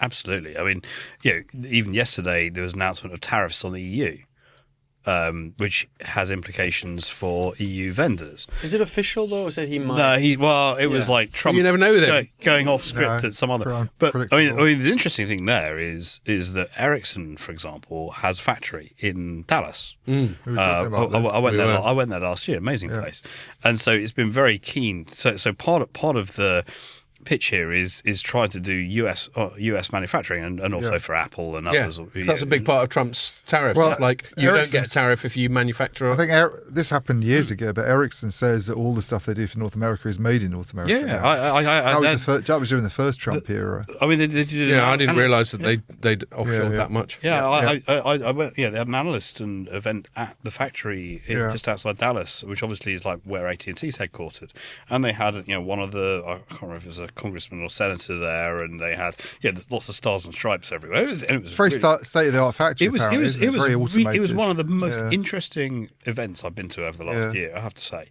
That was our event, was it? Sorry? Yeah, it was the day before, Yeah, it was the day before. It was just up the road. Yeah. That was an informal event, people. Yeah. Yeah. Mm-hmm. But anyway. We need a video about it. Let's look at me. All right, you get a pay rise in the morning. But I think there's the trading tariff side of it, and so whether that's Europe, whether it's China, I don't know about Japan and South Korea. I haven't been watching that, so I think that's going to be an issue.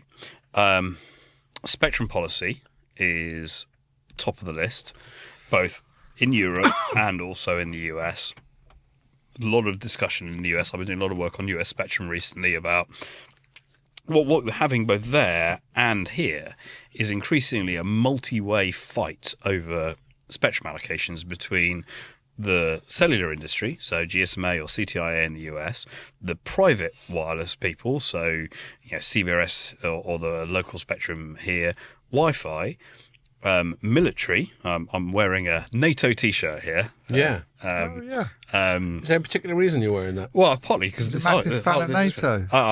Particularly given at the moment, Mr. Starmer, I think, is probably at the White House right now. What band is it? Stay with NATO. Yeah. So there's a certain amount of solidarity there, and hoping he channels his inner Hugh Grant. I don't know if you've seen Love Actually, and that's how to have a session between a prime minister and a president. But I'll leave that one there.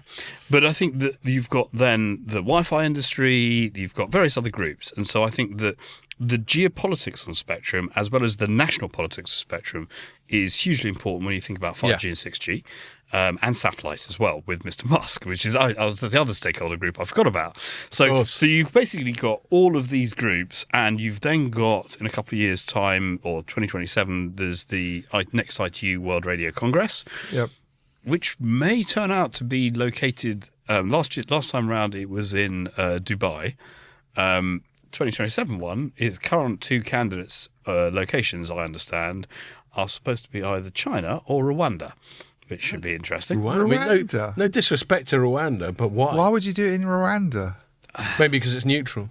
Well, okay, I can see. And also it sort of rotates around different regions of the world. Or maybe one of the two people the Tories sent. But doing it in China also seems equally weird. Aren't they just going to do their own thing? Well, the interesting thing is the host comes with privileges. So there's a bunch. There's going to be. I mean, it's still early, but there's the process for deciding it's probably another year. I mean, if it happens in China, there's no way the Americans are turning up there. Well, that's. I'm not so sure. I'll let you carry on, but I've got some thoughts about that. Well, bear in mind the ITU is a UN agency, and Trump in the past has almost like threatened to leave the UN. Yeah, he's threatened to leave everything. Though, to be fair, but yeah, so there's an absolute load of geopolitics and domestic politics, whether it's on Spectrum and then also MWC. You'll hear about sort of gigabit access and are the EU's digital decade rules, which are sort of trying to get 5G everywhere.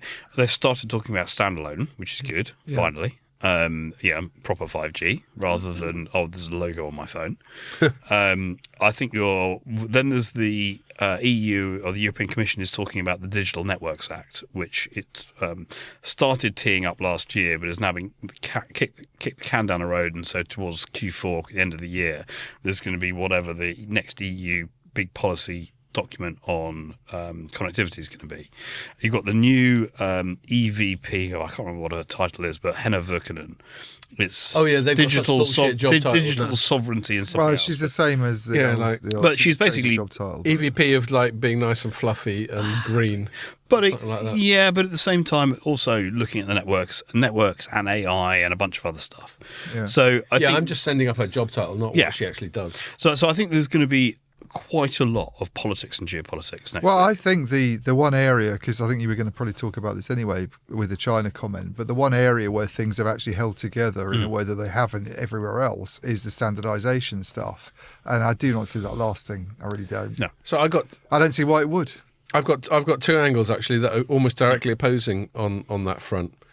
There's the one you were leading into, which is as people get more antagonistic, and you've got tariffs, and you've got all the stuff the Americans have been doing, trying to deprive China of access to decent chips and all that sort of thing. Although on the flip side, a really interesting thing that I'm seeing more people writing about is how China is cornering the market on more legacy chips.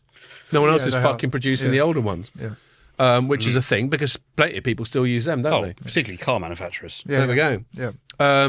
So there's that, which is bad.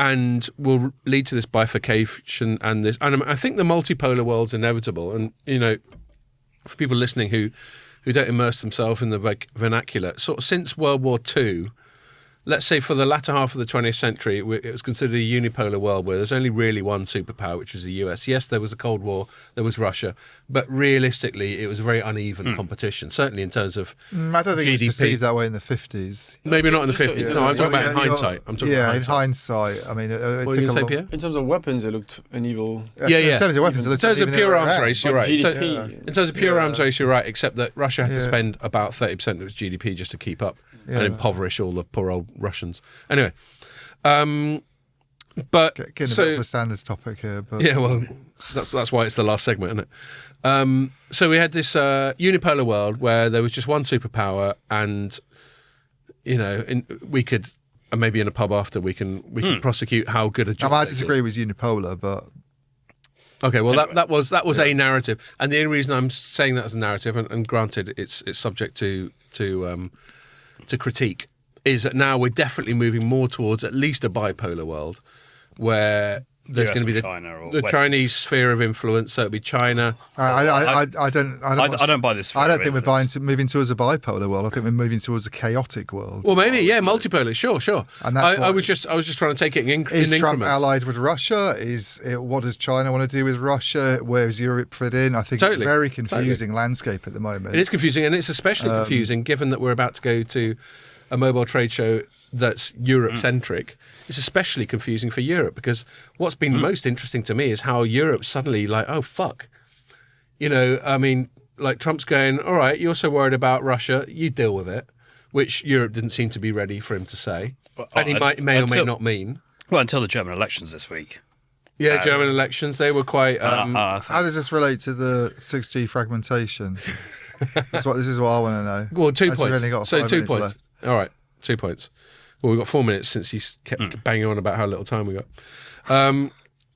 I think Well, it was the multipolar world was the point I was trying to make. That is the fragmentation. I think things are going to get fragmented, and I think there is going to be, if you'll indulge me, and I know it's subject to scrutiny, the Chinese sphere of influence set of technological standards and the US sphere of influence, and there may well be a third, fourth, fifth.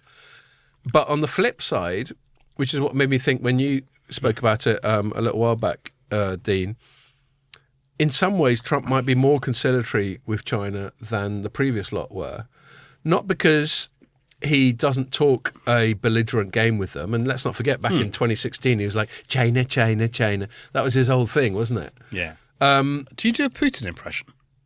No, I try not to do impressions of people. No, because it would probably sound like his impression of my wife. Oh, okay. Yeah, he's only got one Eastern European voice. It's like sounds like a very high-pitched Martina Navratilova. Oh, fair enough. But he's probably tried at some point. So his wife's Slovakian, and I won't claim that my impression of her is at all accurate. It's just that I put on a shitty falsetto because she's a woman, and then I do a generic sort of somewhere east of Germany sort of accent. And apologies, Magda, if you ever listen to this, don't take it personally. I do shit accents about everyone. No, I don't do a Putin one, by the way. Yeah, I think it might be more conciliatory, and I think we might have times. And then also the Europe angle is going to be interesting because the US is saying to Europe, a lot of the stuff that you've been counting on since the end of the Second World War, we're not so keen on that anymore. Granted, this could be a little period of time that expires when Trump leaves. But let's assume, for the sake of argument, it doesn't. And we are at a distinct geopolitical inflection point. Then Europe's got to stand on its own 2 feet. It's got to spend more on defence. The EU's got to come up with some coherent, sort of cohesive defence policy and all that sort of thing. And maybe it will finally become the third block that it always talks a good game about, but it's never turned into. The one that you really would love to see. I wouldn't mind. I mean, I tell you, I was a leaver on the Brexit thing, but if the EU was more competent, I might not have been a leaver. I just don't rate it very highly. I'll go for Kanzuk plus Japan and South Korea, please.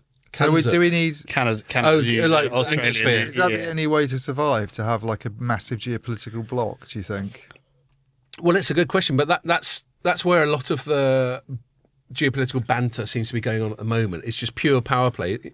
Like for 50 years, there was talk about soft power and how you just go around diplomacy. Because I find now there's a lot more talk about hard power. The interesting thing about the kind of Trump uncertain intentions, is it possibly the end of NATO? We've already seen like Starmer's increasing the defence budget. Germany's talking about this. Is Europe, I think, previously, when there was a guarantor of the US sort of defending that democratic region, they didn't need to be so much of a big bloc, to be honest with you. Yeah. Whereas now, I think they probably do. I think this has actually pushed us towards the need for a federal Europe, actually. And so, and we're going to be fucked because we're right on the outside of all of this. I disagree. And I think that a country of 60 million people with all its problems. Well, firstly, you could say that you could make the same argument about South Korea. You can make the same argument about Canada or Japan or Australia. A few have succeeded. And the other thing is, and that I think that there's going to be some real politique here in Europe. And I think that what you're going to see is a pushback on some of the regulatory issues we've seen in telecoms. There's going to be a recognition that for things like 6G, they can't. Whilst there's a bit of a trade-off with sovereignty, I think that there's also going to be urgency, and I think that the urgency versus sovereignty balance in terms of things like, well, actually, the people who do cloud really well are the US hyperscalers, and who do cybersecurity really well, and then there's also things of, we can't. From a spectrum point of view, there's a bunch of spectrum that's currently used by military that is targeted for 5G and 6G. And actually having a bit more capacity versus missile defense systems or battlefield communications, maybe we need to think about that trade-off. Yeah. And I think the geopolitical trade-off is going to be more forefront. And whether it's NATO or what's called JEF, Joint Expeditionary Force, or the Nordics and Baltics or a bunch of others, I think we're going to start taking those more seriously, I hope. And I think the EU has a role there. So does UK, and possibly so does Canada. If the US and Canada continue drifting apart, so I think that there's going to be a sort of Europe plus, and you could add in Australia, you could add in maybe Japan and South Korea there as well. The flip side, and I'm going to have to wrap it up partly because I'm getting earnest looks off Pierre. That's one of the reasons he sits me here, so he can give me looks. is... Well, it's because he's noticed it's not very telecoms-y. Yeah. No, it's because we're past 2 hours. Yeah. Europe in some ways is... US in some ways is alienating Europe. I want to talk to a quick news item, and it works both ways. Very quick news item. I won't dwell on it, but we've written a couple of pieces on it. Oh, you love that website? What? The one that you were just looking at? Telecoms.com? No, the other one. Tech meme. Oh, yeah, which you don't like. Okay, well, you were complaining about it the other day. Okay, well, stop distracting me. Pierre will disapprove. Is the UK, this year, a few weeks ago, said to Apple, you've got to open up security backdoors in your end-to-end encryption so that we can spy on people. And then Apple, you're throwing this in now with 2 minutes to go. Yeah, because there's a geopolitical thing. I'm not going to dwell into it. It's because there's a geopolitical angle to it. And it got reported. It got leaked. It got reported on. And then Apple came out with this thing going, all right, then we just won't do the full encrypted stuff for English people, for British people. And then just today, Tulsi Gabbard, who's the new head of intelligence or whatever, goes, well, the UK never looped us in on this. And the inference is that it's a massive diplomatic gaffe by the UK, putting this pressure on Apple and not even checking in with the American government while I was doing it. The reason I bring it up, the reason it's relevant, is I think diplomatic relations are under a lot more stress and are consequently a lot more dynamic than they used to be. And you could go from being top of the pile to in the shit list very quickly, especially with someone as mercurial and volatile as Trump. And so I think that's just another interesting thing. And I think that will end up affecting gatherings like Mobile World Congress, where everyone's kind of on their heels. They're like, Jesus Christ, what's going to happen next? I know. Oh, well, it's not going to be boring, that's for sure. Exactly. Well, that seems like a good note, not least because we're at 2 hours. And you need to go as well. So do I, by the way, already. So it's a good thing I went once. Cool. Okay, well, we will turn this around tomorrow so you can listen to it on the plane. If anyone wants to come up to me or Ian or Dean at Mobile Congress and say how great the podcast is, feel free. That always pleases my ego. Or what? How shit it is? Well, yeah, you can say how shit it is, but then I'll just ignore you. And we'll record another one from the show. So thanks for listening and make sure you join us for that one.